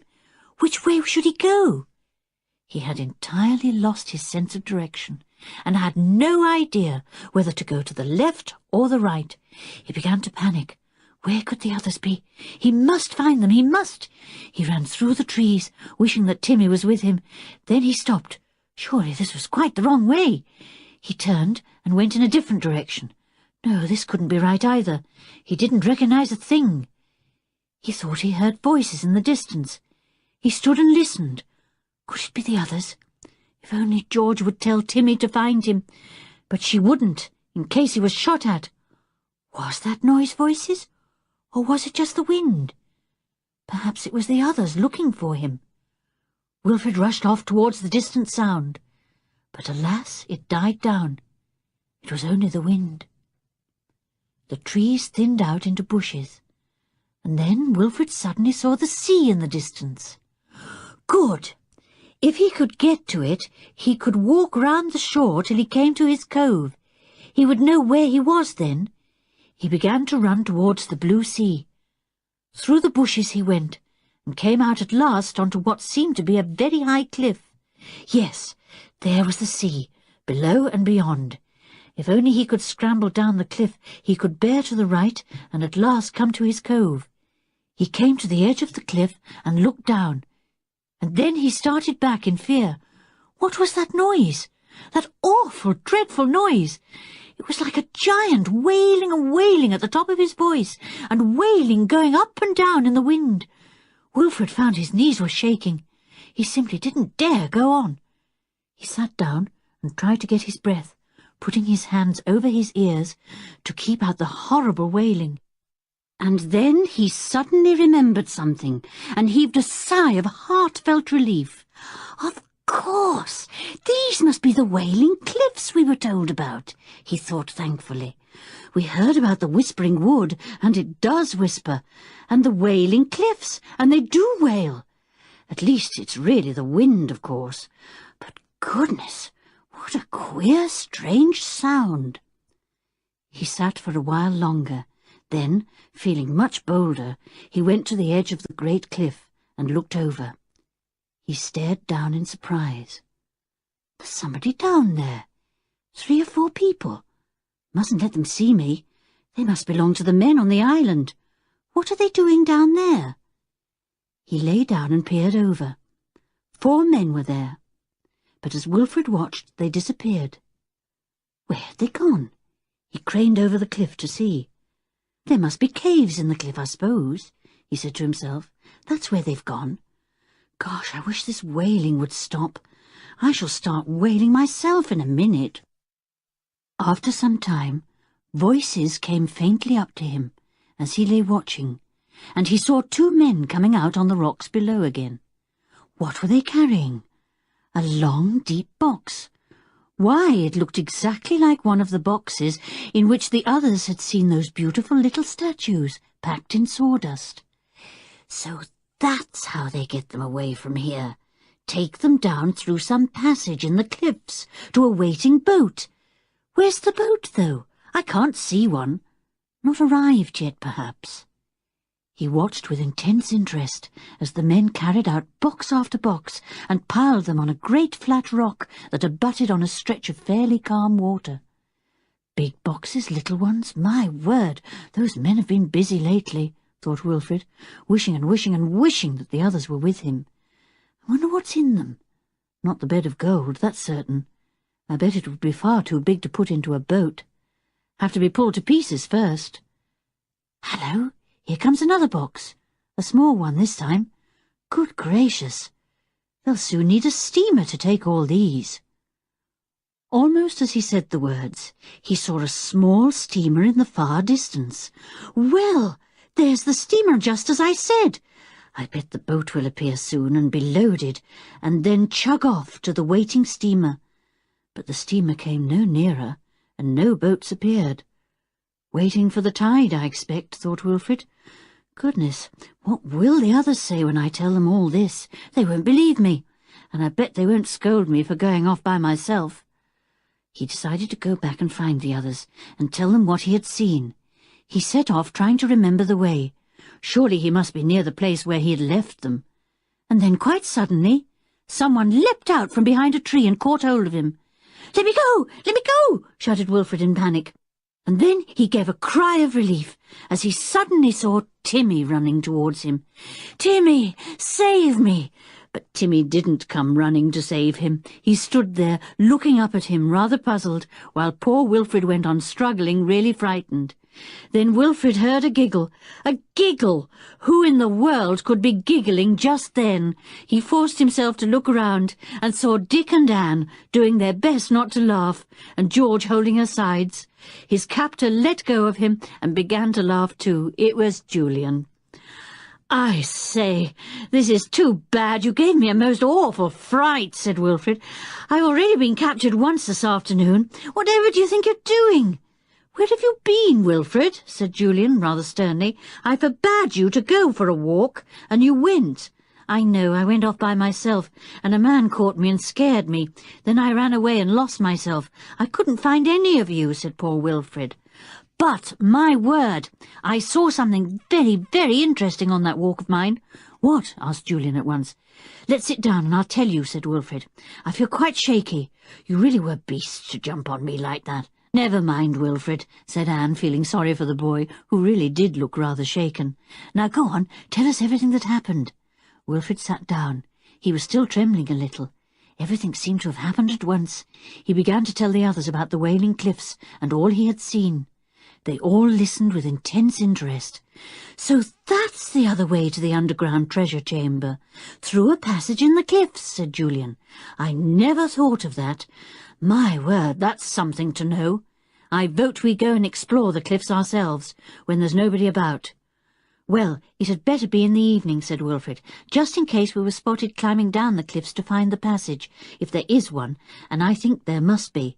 Those men might be on the watch, now they know there's someone on the island. I bet they guess I'm not the only one, even though I told them I came alone." "I vote we have something to eat," said George. "We can talk over everything then. It's ages since we had a meal. Let's go and open some more tins and plan what we're going to do tonight. This is getting too exciting for words, isn't it, Timmy?" "Woof," agreed Timmy. "Too exciting," he thought. "Yes, and dangerous too." He'd keep close to George that evening, as close as ever he could. If she went into danger, Timmy would be close by her side. Chapter 15. Julian has an exciting plan. The 5 children talked and talked as they opened more tins and had a most peculiar meal of ham spread with fruit salad and beans. They finished up with another barley sugar each. George gave hers to Timmy, who disposed of it with a crick-crack swallow. "Have we all got torches?" asked Julian. "I know it will be bright moonlight tonight, but as we shall presumably be getting down or up dark caves, we shall want torches." Yes, they each had a torch. Wilfred, for some reason, had 2, rather small, but quite efficient. "What's the plan going to be, Ju?" asked George, and Timmy gave a little whine as if to say, "Yes, tell us." He sat by George, listening earnestly, with Wilfred on the other side of him. At times he sniffed at the baby hedgehog still in the boy's pocket, and apparently quite happy there. Wilfred had been busy catching insects for it, much to Timmy's interest. "I propose that we go to the cliffs, the Wailing Cliffs, as soon as it's twilight, and make our way down," said Julian. "There is probably some kind of pathway down, I should think, even if only a rabbit path. I'll lead the way down, of course. Anne and Wilfred are to come between me and Dick, with George and Timmy behind."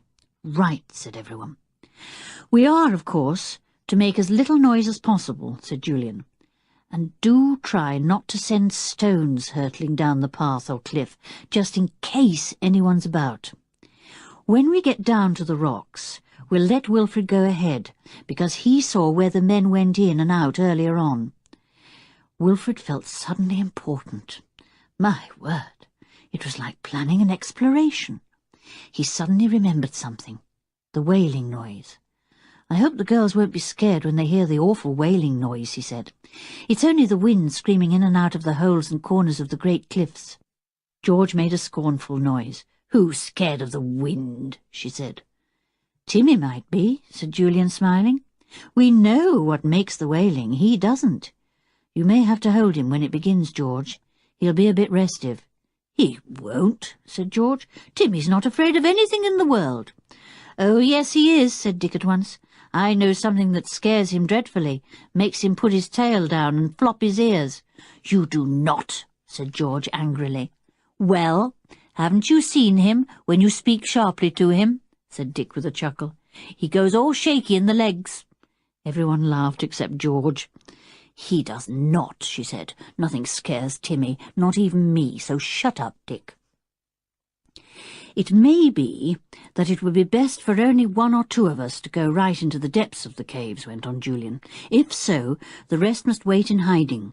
Just keep on the lookout for any signal from me. I don't expect we shall see a soul down there tonight, but you never know. If there is a way through the cliffs to that underground chamber where we saw the golden statues, we shall be in real luck.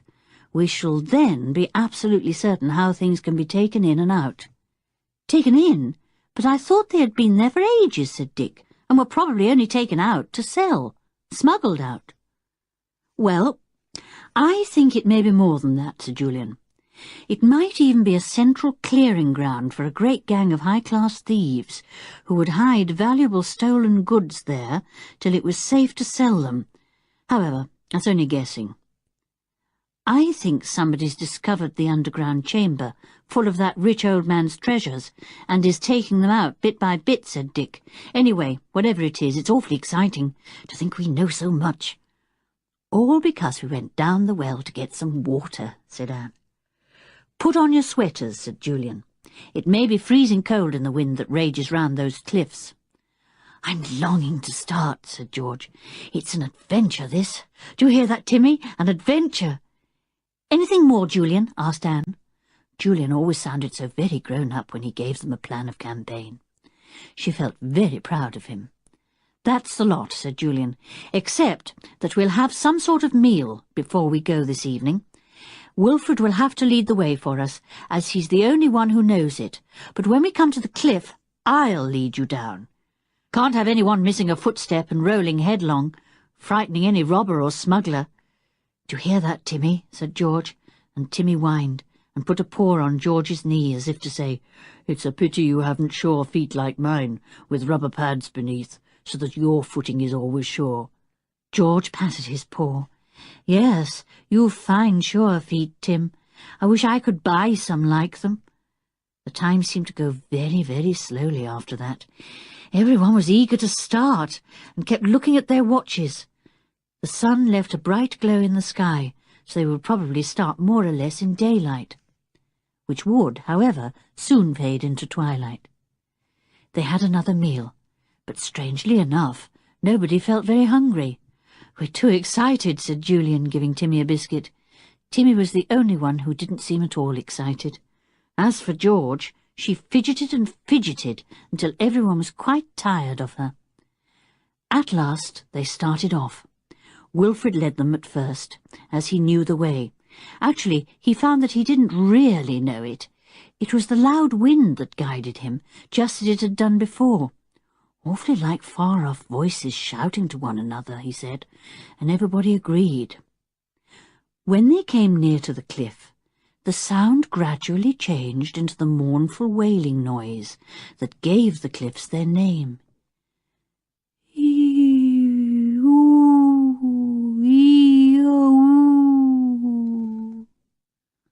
Not very nice, said Anne, shivering a little. It sounds as if someone is crying and sobbing and howling. Good name for this place, Wailing Cliff, said Dick. I say, what a wind up here. I'm glad my hair's my own. It would certainly be blown off if it weren't. Hang on to old Timmy, George. He's more blowable than we are, not so heavy. George put her hand on Timmy's collar at once. How dreadful if Timmy were to be blown over the cliff! He gave her a grateful lick. He didn't like the wind here very much. It had a truly miserable voice. They came to the edge of the cliff and looked down cautiously, in case anyone should be on the rocks below. But, except for some big gulls preening their feathers there was no sign of life. No boats about, no steamer, nothing, said Dick. All clear, Julian? Julian had been looking for a good path down the cliff. There didn't seem to be a continuous one. We'll have to go so far, then climb down a bit, then walk along that ledgy bit, see? Then climb down that slanting rock, the great big one, and get down onto the more level rocks. OK, everyone? I'll let Timmy go first, said George. He's so sure-footed and will know the best way. Go on, Timmy, lead us down. Timmy understood at once and went in front of Julian. He took the first little path down the cliff, slid down the next bit, walked along the ledge that Julian had pointed out, and then stood and waited for everyone. He gave a little bark as if to say, Come along, it's easy, follow me. They all followed, some more carefully than others. George and Wilfred were least careful, and poor Wilfred lost his footing and slid quite a long way on his behind. He didn't like it at all, and looked quite scared. Watch your feet now, Wilfred, said Julian. It's getting a bit dark, so don't try any funny tricks. You try to jump over that big stone, instead of stepping over carefully. I really don't want to send Timmy down to the bottom of the cliff to pick up your pieces. At last they were all down the cliff, and on the rocks below. The tide was out, so that waves did not splash up and soak them. Anne suddenly slipped into a pool and made her shoes wet, but that didn't matter. They were only rubber ones. "Now, exactly where did you see those men, Wilfrid?" asked Julian, stopping on a big flat rock. Wilfrid jumped beside him and pointed. "See the cliff over there? See that funny rock shaped rather like a bear? Well, that's where I saw the men. They went by that rock and disappeared." "Right," said Julian. "Now, no more talking, please. Though this wailing sound would drown almost anything, follow me." He went over the rocks towards the big bear-like one that Wilfrid had pointed to.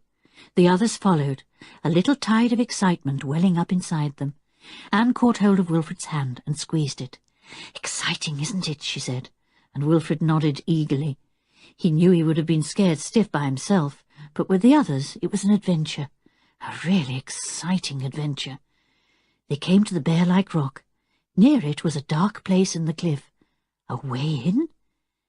"That's where the men came out, Julian," said Wilfrid, keeping his voice low. "Do we go in there?" "We do," said Julian. "I'm going in first, and I'm going to stand quite still and listen, as soon as I get the sound of the wind and sea out of my ears. If I hear nothing, I'll whistle, see? Then you can all come in too." "Right," said everybody, thrilled. They watched as Julian went to the dark, slit-like opening. He paused and looked inside. It was so dark that he knew they would all need their torches. He switched on his powerful one and shone it into the passage. He saw a ditch that ran slanting upwards for some way, and on either side a rocky ledge, not too rough. Water ran down the rocky ditch and bubbled out beside him to join the sea over the rocks. "I'm just going into the cliff tunnel a little way to see if I can hear anything or anyone," he said. "Wait here." He disappeared inside the dark opening, and everyone waited in impatient excitement. A gull suddenly swooped down close to their heads. "Hew, hew, hew!" it screeched, and made them all jump violently. Wilfrid almost fell off his rock and clutched at George. Timmy growled and looked up angrily at the seagull. Silly bird, frightening everyone like that. There came a low whistle, and Julian appeared again, his torch switched on. "All clear," he said. "I can't hear a sound inside the opening, and I've been some way along. It's not hard going. There's a funny little stream flowing down, and a ledge either side we can walk on. Very convenient. Now, no talking, please, and be careful even of your whispers. Every sound seems to be magnified in here. Keep hold of Timmy, George, in the steepest places." Timmy gave a little whine of surprise when George took him inside the cliff. At once his whine was magnified all round them, and everyone jumped. Timmy didn't like it at all. George took firm hold of Timmy's collar. "You're to keep close by me," she whispered, "and you're not to make a sound. This is an adventure, Timmy, a big adventure, and you're in it as much as any of us. Come along." And there they go, all of them, climbing up the dark passage into the cliff. What will they find? What will they see? No wonder their hearts beat fast and loudly. No wonder Timmy keeps close to George. An adventure? He must be on guard, then. Anything might happen in an adventure. Chapter 16. A Queer Journey Underground. It was very dark inside the cliff. The children's torches made bright streaks everywhere, and were very useful indeed for seeing the safest places to tread. As Julian had told the others, there was a curious little stream flowing down the middle of the steep passage, with uneven ledges on each side of it. It had worn this little channel for itself during the many, many years it had flowed down inside the cliff. "It's probably water draining from the surface of the cliffs," said Julian in a low voice, picking his way carefully. "Be careful here, the ledges are very slippery." "Oh," said Wilfrid, treading on a slippery bit, and finding one of his feet in ice-cold water. The echo took up the noise at once. "Oh, oh, oh." Poor little Wilfred's ooh echoed up and down and all round them. It was very weird indeed, and nobody liked it. Anne pressed close to Julian, and he squeezed her arm comfortingly. "Sorry about my ooh," said Wilfred in a low voice. "My ooh, ooh, ooh," said the echo at once, and George simply couldn't help giving a giggle, which at once repeated itself a score of times. "You really will have to be quiet now," came Julian's serious voice, almost in a whisper.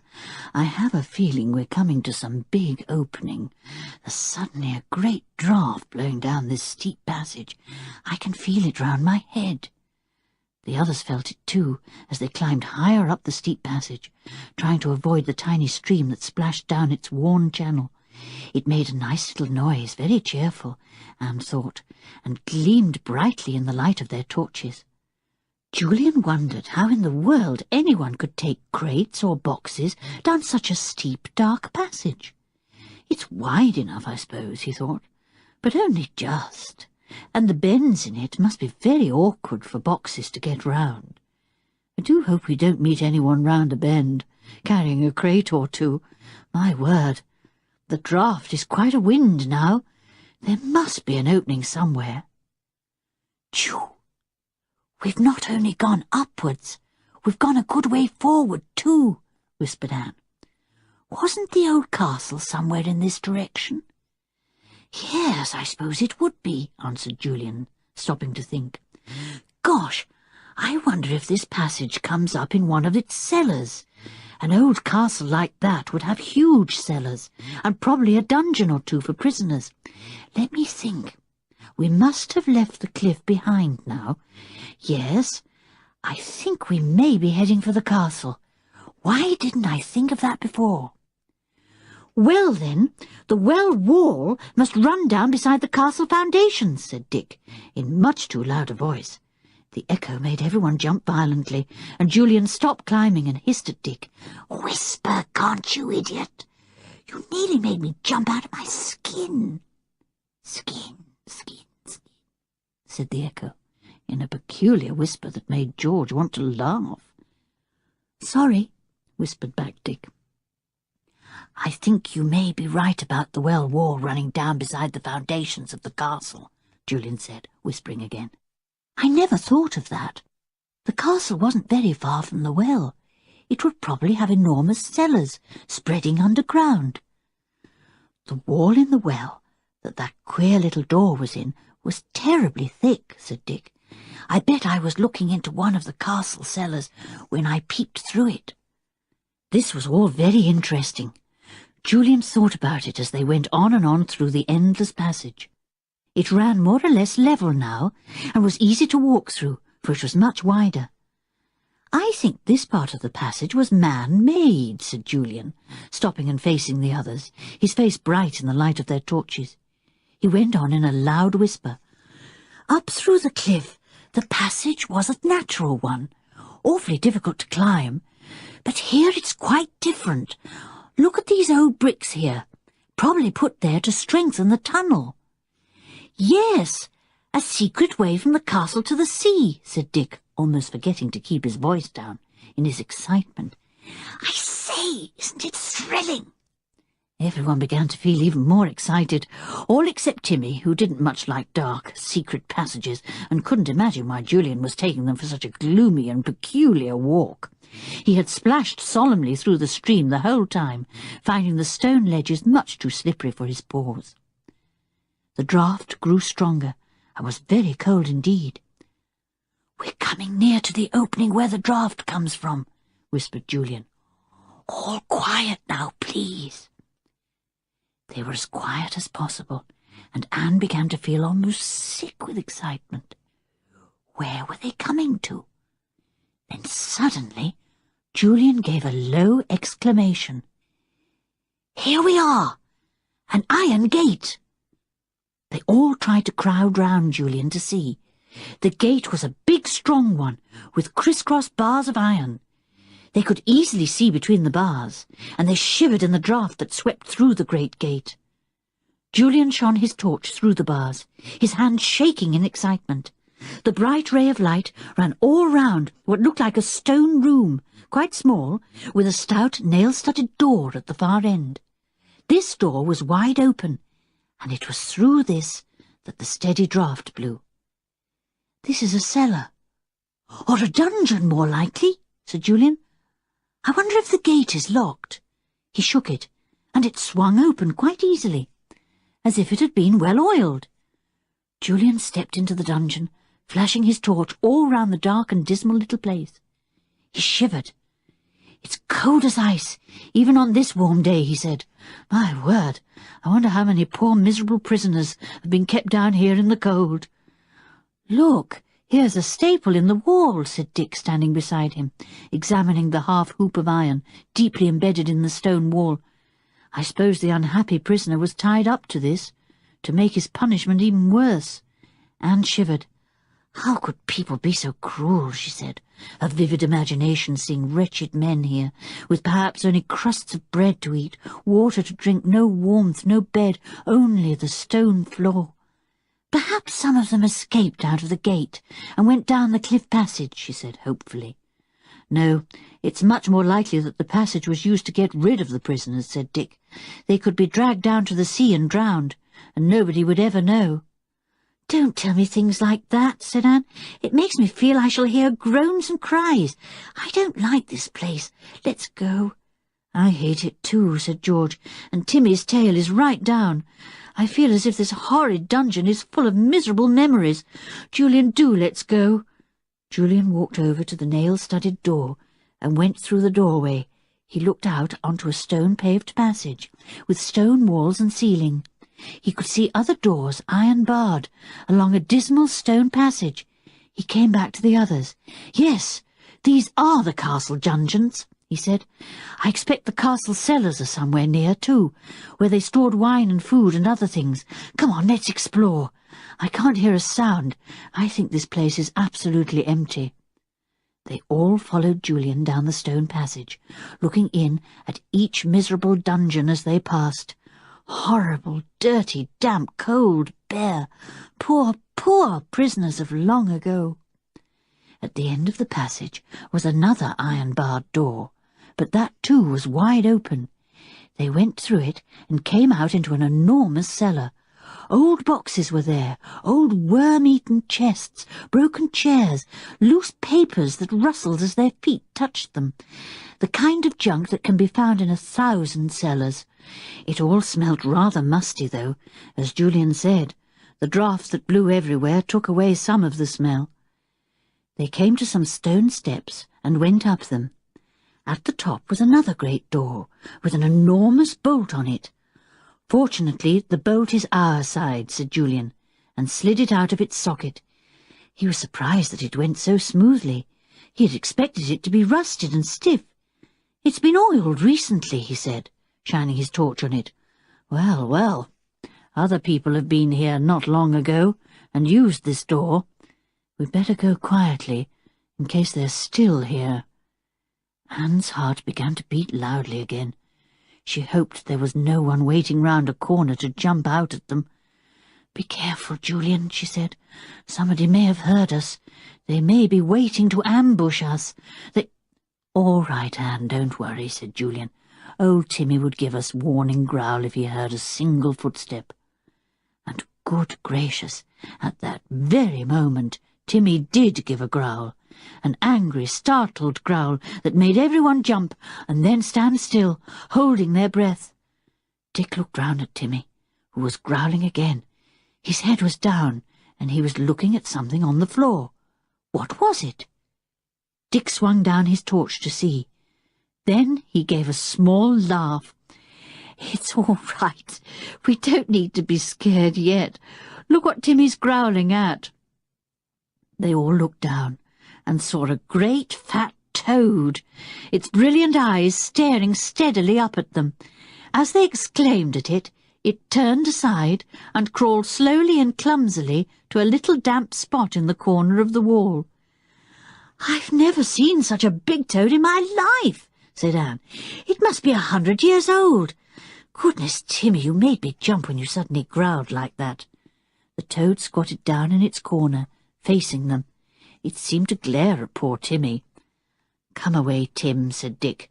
"Toads can ooze out a very nasty-smelling, nasty-tasting stuff. Never bite a toad." Julian had now gone through the door at the top of the steps. He gave a loud exclamation, so loud that the others rushed to him in alarm, wondering what was exciting him. "Look," said Julian, shining his torch into the dark space beyond. "See where we've come to. Did you ever see such a storehouse of wonders?" Chapter 17. In the Treasure Chamber. Julian's torch shone steadily into the vast room, which seemed to have no end. The others shone their torches too, and Timmy pressed between their legs to see what the excitement was. What a sight! They were actually in the enormous chamber that the boys had seen through the opening in the well wall. What a place it was! Absolutely vast, thought Anne, awed at the size, the height, and the great silence. "There are the golden statues," said Dick, going over to a group of them. "Wonderful! Queer faces they have, though, not like ours. And look how their slanting eyes gleam when we shine our torches on them. Makes them look as if they're almost alive and looking at us." Anne suddenly gave a cry and rushed over to something. "The golden bed," she said. "I wished I could lie on one, and now I shall." And with that she climbed onto a vast four-poster bed with a great canopy, now rotting to pieces. The bed gave a mournful creak, and the part that Anne was lying on suddenly subsided. The canopy collapsed, and Anne disappeared in a cloud of dust. The bed had, quite literally, fallen to pieces. Poor Anne! The others helped her up, and Timmy looked at the clouds of dust in surprise. What was Anne doing, making such a dust? He sneezed loudly, and then sneezed again. Anne sneezed too. She scrambled quickly out of the collapsed bed and dusted herself down. "It has a gold-carved headpiece, and gold legs and end piece," said Dick, shining his torch on it. "What a monster of a bed, though! I should think 6 people could sleep in it at once. What a pity it has been lost here so long. All the hangings fell to pieces as soon as Anne climbed onto the bed part. What a dust!" There was no doubt about it. There were priceless treasures in this vast underground cellar. The children could not find the sword with the jewelled handle, nor the necklace of rubies, which Julian thought were probably locked away in one of the chests, but they found many other wonderful things. "Look in this chest, this beautiful carved chest," called Anne. "Gold cups and plates and dishes, still bright and clean." "And look what's in here," shouted George, "wrapped up in stuff that falls to pieces when I touch it." They crowded round a great enamelled box. In it was a set of animals carved out of some lovely green stone. They were absolutely perfect, and when Anne tried to stand them up, each of them stood as proudly as once they did many, many years ago, when little princes and princesses played with them. "They're made of green jade," said Julian. "Beautiful. Goodness knows how much they're worth. They should be in some museum, not mouldering away in this cellar." "Why didn't those collectors take these, and the golden statues, and all the other things?" wondered Anne. "Well, that's obvious," said Julian. "For one thing, this is a secret cellar, I should think, and nobody would be able to get into it unless they knew the secret way to it. There's probably a sliding panel or hidden door that leads to it somewhere in the castle above. It's very old and ruined in many parts, and some of the walls have fallen in, so I suppose it was pretty impossible to get to the cellars, even if the secret way was known." "Yes, but what about the way we came up?" said Dick. "From the sea, up the cliff passage." "Well, I don't know exactly why that hasn't been used before," said Julian, "though I could make a guess. Did you notice that great heap of fallen rocks near the entrance to the cliff passage? I should think that that part of the cliff fell at one time and hid the passage completely, blocked it up. Then maybe a storm came, and the sea shifted some of the rocks, and lo and behold, there was a secret passage, open again. And somebody found it. Somebody perhaps who had heard the old legends about the castle of Whispering Island, said Anne. A collector of old things, do you think? Asked George. What about those two men on the island, the ones we saw in the courtyard? Do you suppose they know of this entrance? Yes, probably, said Julian, and it's likely they were put on guard, in case anyone else found it, and came to rob the secret chamber. The things here are priceless. Those men are not there to guard the animals on the island, as they were in the old lady's day. She had genuine keepers, like that nice old man Lucas, who told us about this island the other day. You think those men are in somebody's pay, then? Somebody who knows about this great chamber under the castle, and wants to get the centuries-old treasures? Said Dick. Yes, said Julian, and what's more, I don't believe that the real owner of the island, the great-nephew of the old lady who owned it, even knows they're here, or that anyone is taking things from his island. For all we know, he may live in America or Australia, and not care tuppence about his island. How extraordinary, said Anne. If I owned an island like this, I'd live here and never leave it, and all the animals and birds would be protected, as they once were, and, dear Anne, what a pity it isn't yours, said Julian, ruffling her hair. But now, the thing is, what are we going to do about all this? We'll talk about it when we're back at the cottage. My word, it's getting late.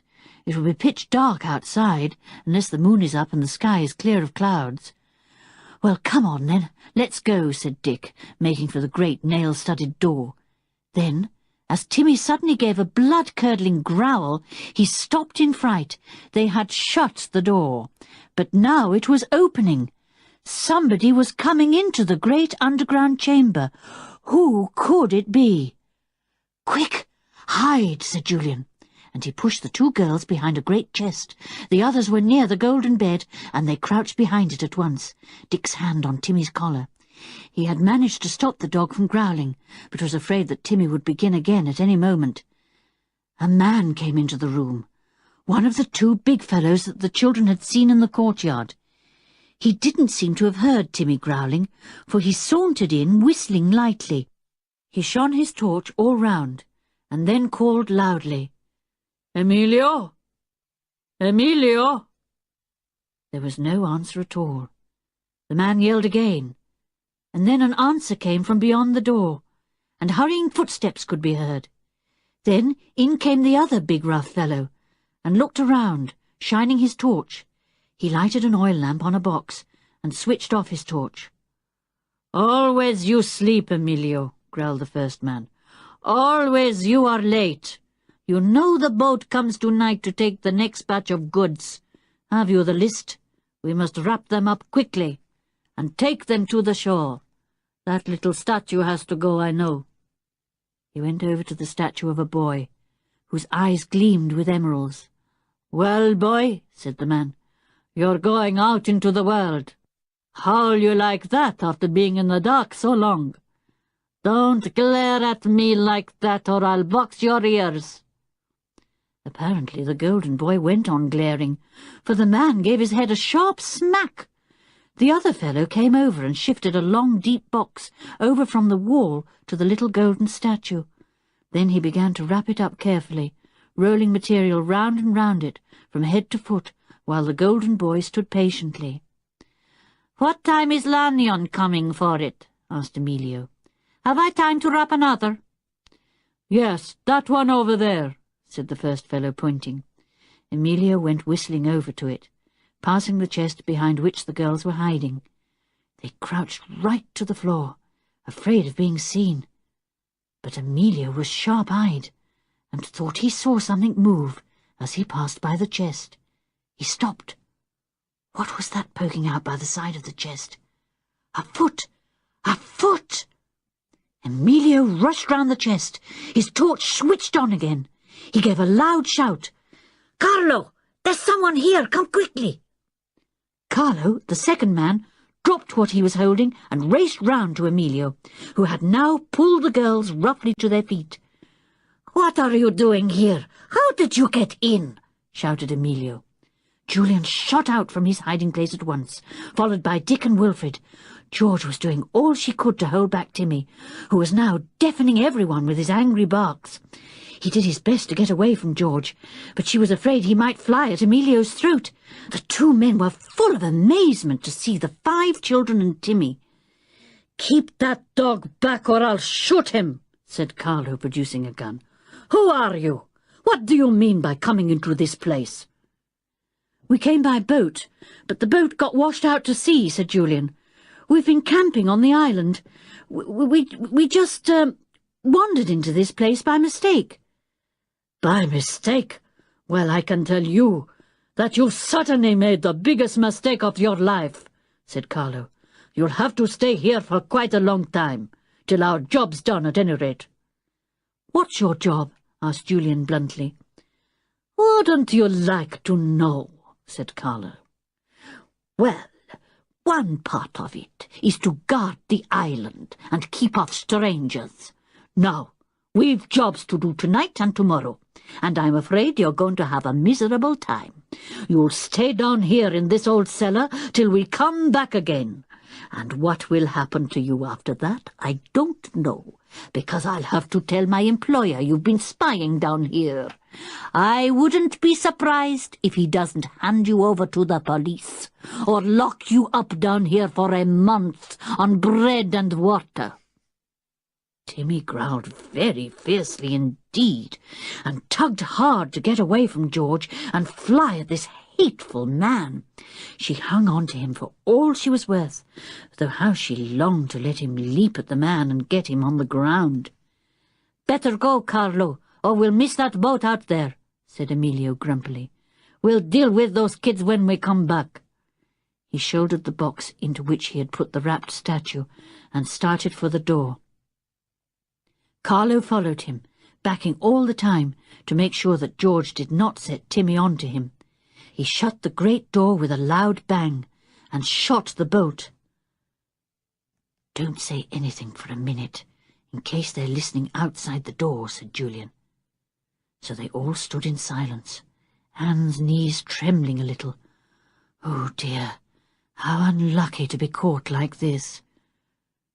"Relax," said Julian at last. "You all look so stiff and tense." "Well, I should think so," said Dick. "I don't particularly want to stay shut up here till those men deign to come back and do a bit more stealing. Suppose they never come back? We'd be here for keeps." "No, Dick," said Anne, to everyone's surprise. She began to laugh. "We can easily escape." "What? Through that locked and bolted door?" said Dick. "Not a hope." "But we can easily escape," said Anne. And George suddenly brightened up and nodded her head, smiling. "Oh, yes, of course. Don't look so solemn, Dick. Look up there." Dick looked up to where Anne was pointing. "What am I supposed to look at?" he said. "The old stone wall?" "No, just there, over the top of that tall chest," said Anne. Dick looked, and then a large smile came over his face. "What an idiot I am! That's the old iron door in the side of the old well wall, isn't it? The opening I looked through. It looks just like an ordinary ventilation hole from down here, and I don't really believe anyone would ever notice it except us, who know what it is. I see what you're getting at, Anne." "Good old Anne," said George, realizing what Anne had in mind. "Of course, we've only got to climb up to that hole in the wall, open the door there, and then go up the well, and we're safe." "Yes, but it's easier said than done," said Julian soberly.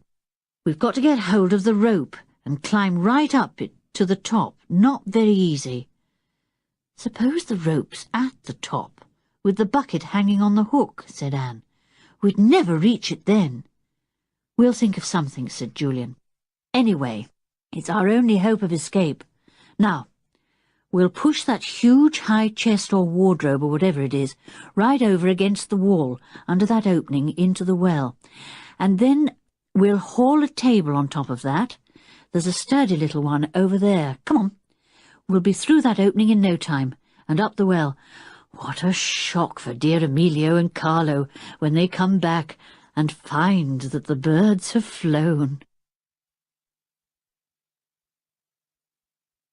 Chapter 18. A most exciting time. It was quite a job pushing the heavy chest over towards the stone wall of the castle.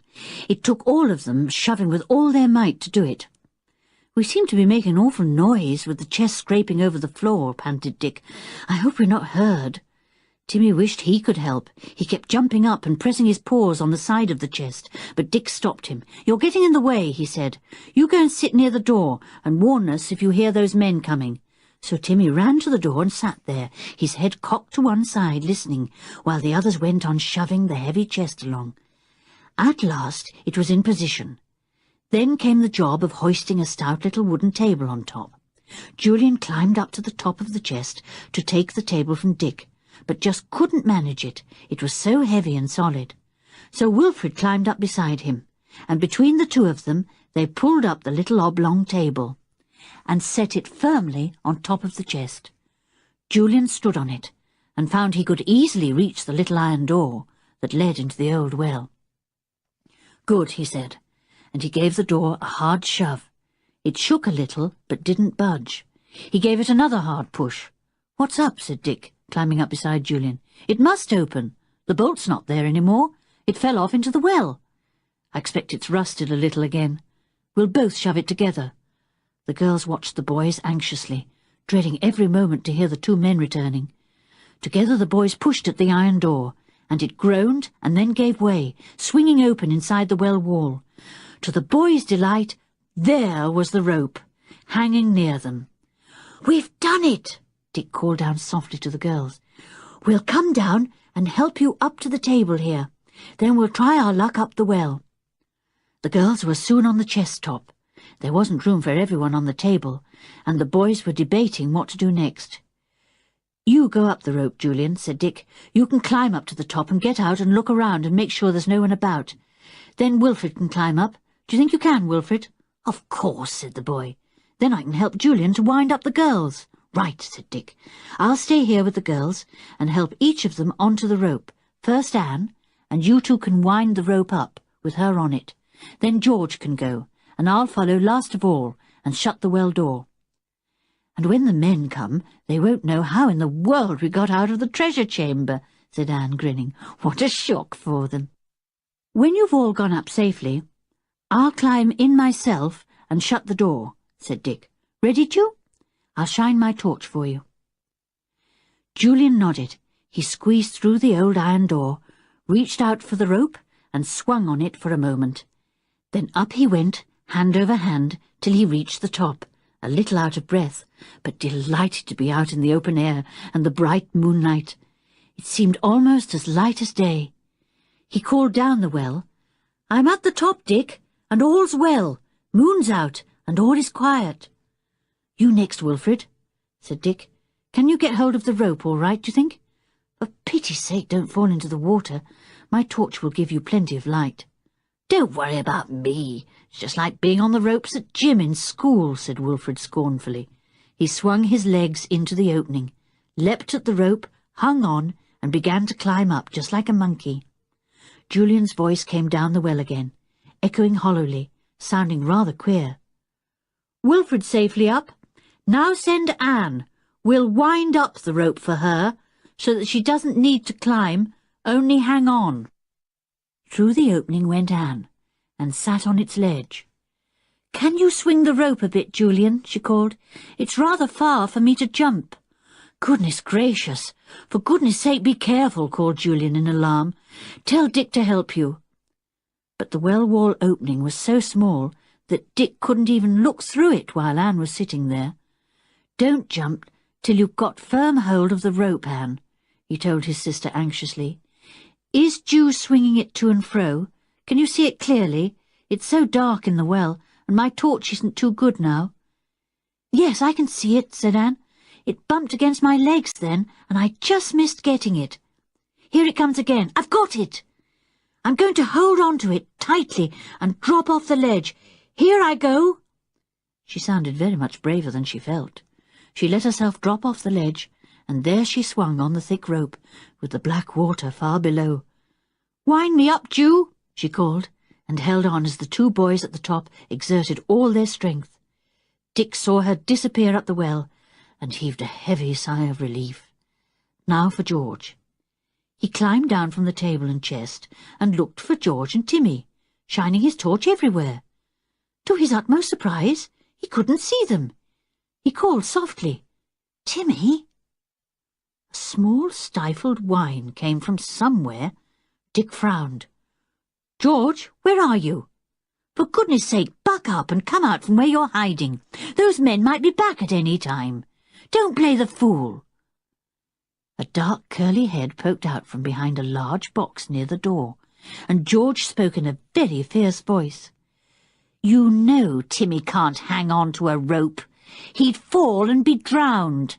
I think you are all horrid to forget that he can't climb.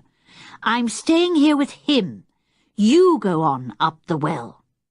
"Certainly not," said Dick at once. "I shall stay here with you. I suppose it's no use asking you to let me stay with Tim while you climb up."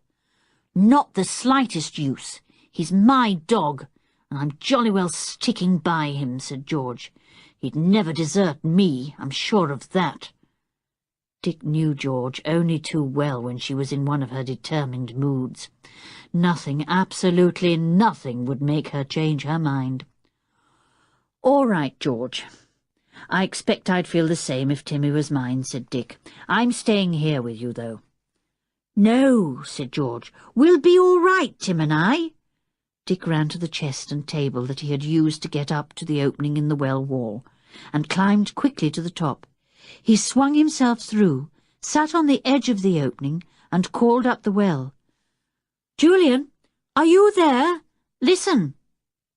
George won't leave Timmy because he can't climb up the rope, so I'm staying with her." No sooner had he said these words than he heard someone unlocking the door of the room they were in. Timmy growled so fiercely that Dick's heart jumped in fear. Suppose Tim leapt at those men, and one of them had a gun. George heard the noise of the key turning in the door, and quick as lightning she went behind a pile of boxes with Timmy. "Go for them, Timmy, just as soon as you can," she said. "Get them down before they can hurt you." "Woof," said Timmy, understanding every word. He stood beside George, ears cocked, showing his teeth in a snarl. The door opened, and a man came in, carrying a lantern. "I've brought you a light," he began, and then Timmy leapt at him. Crash! Down went the lantern, and the light went out. Down went the man too, shouting in fear as the big dog leapt on his chest, his hairy face so close that the man could feel the dog's hot breath. The man's head struck against the edge of a chest, and he was suddenly still and silent. "Knocked out, I do believe," said Dick to himself, and very cautiously shone his torch round. Yes, there was the man on the floor, eyes closed, unmoving.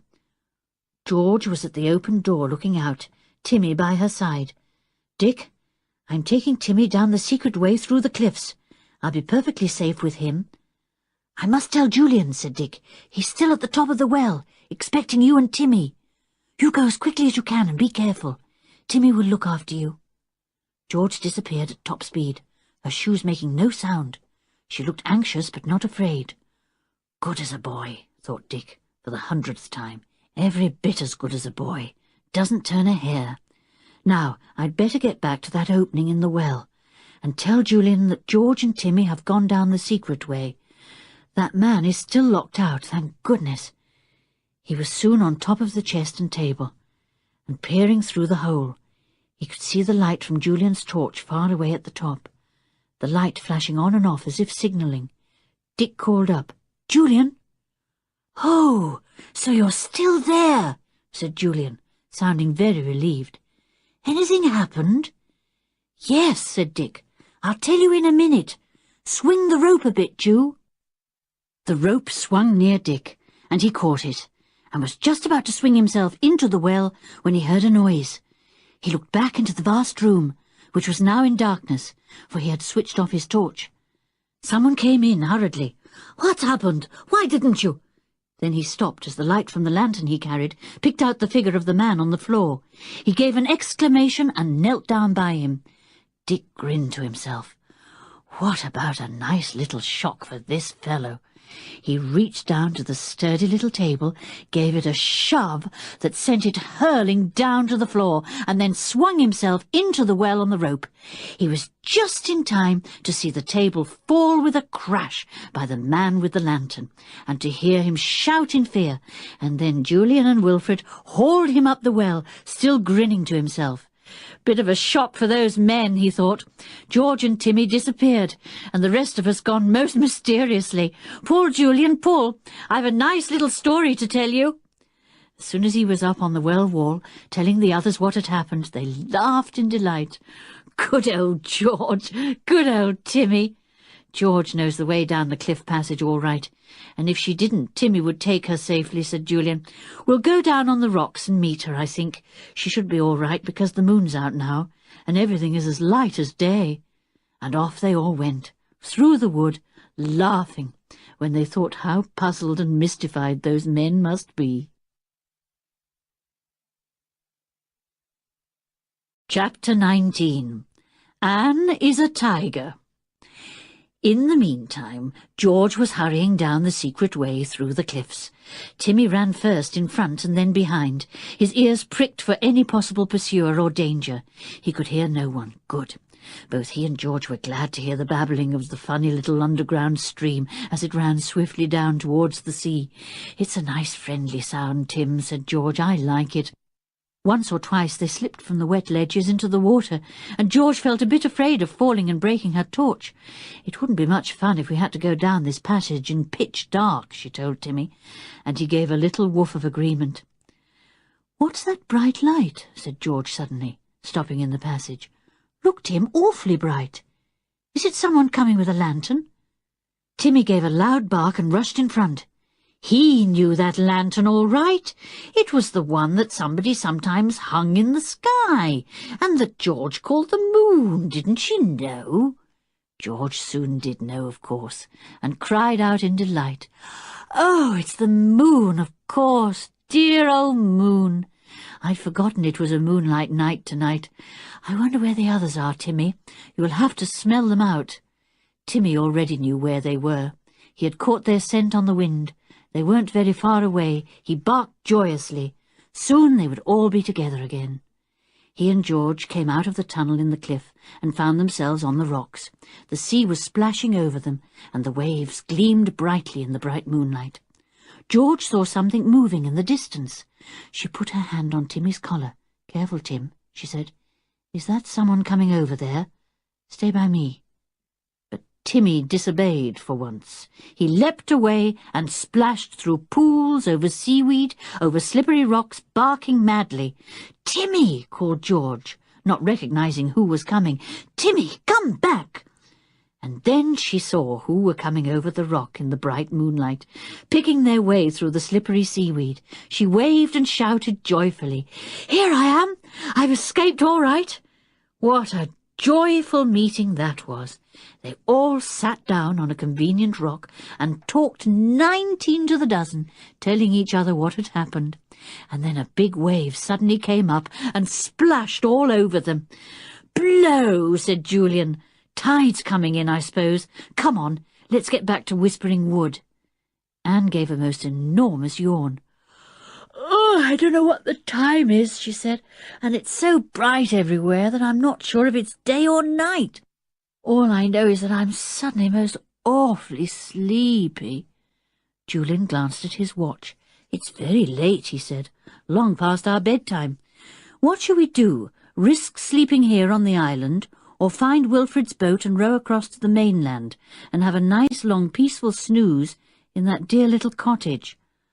"Oh, don't let's stay on the island," said Anne. "I'd never go to sleep. I'd be afraid those men would find us." "Don't be silly, Anne," said George, trying not to yawn. "They wouldn't have the remotest idea where to look for us. I honestly don't fancy looking for Wilfred's boat, rowing all the way to the mainland, and then climbing up that steep hill to the cottage." "Well, all right," said Anne. "But oughtn't somebody to be on guard? Oughtn't we each to take turn?" "Why so fussy, Anne?" asked George. "Timmy would hear anyone." "I suppose he would," said Anne, giving way. "We'll stay here, then." They were all very tired. The boys pulled up armfuls of old dry bracken and spread it in a sheltered patch of grass where bushes surrounded them and sheltered them from the wind.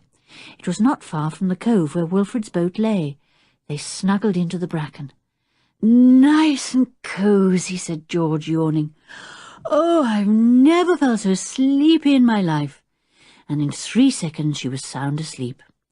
Wilfred dropped off at once, too, and Dick and Julian were soon giving little gentle snores. Anne was still awake. She felt nervous.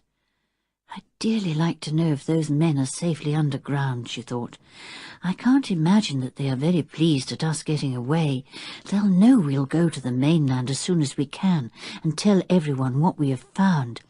I should have thought they would try to stop us leaving. They must know we have a boat."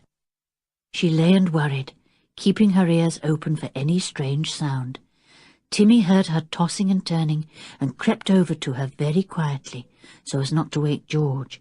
He lay down beside Anne, giving her a loving lick as if to say, "Now you go to sleep, and I'll keep watch."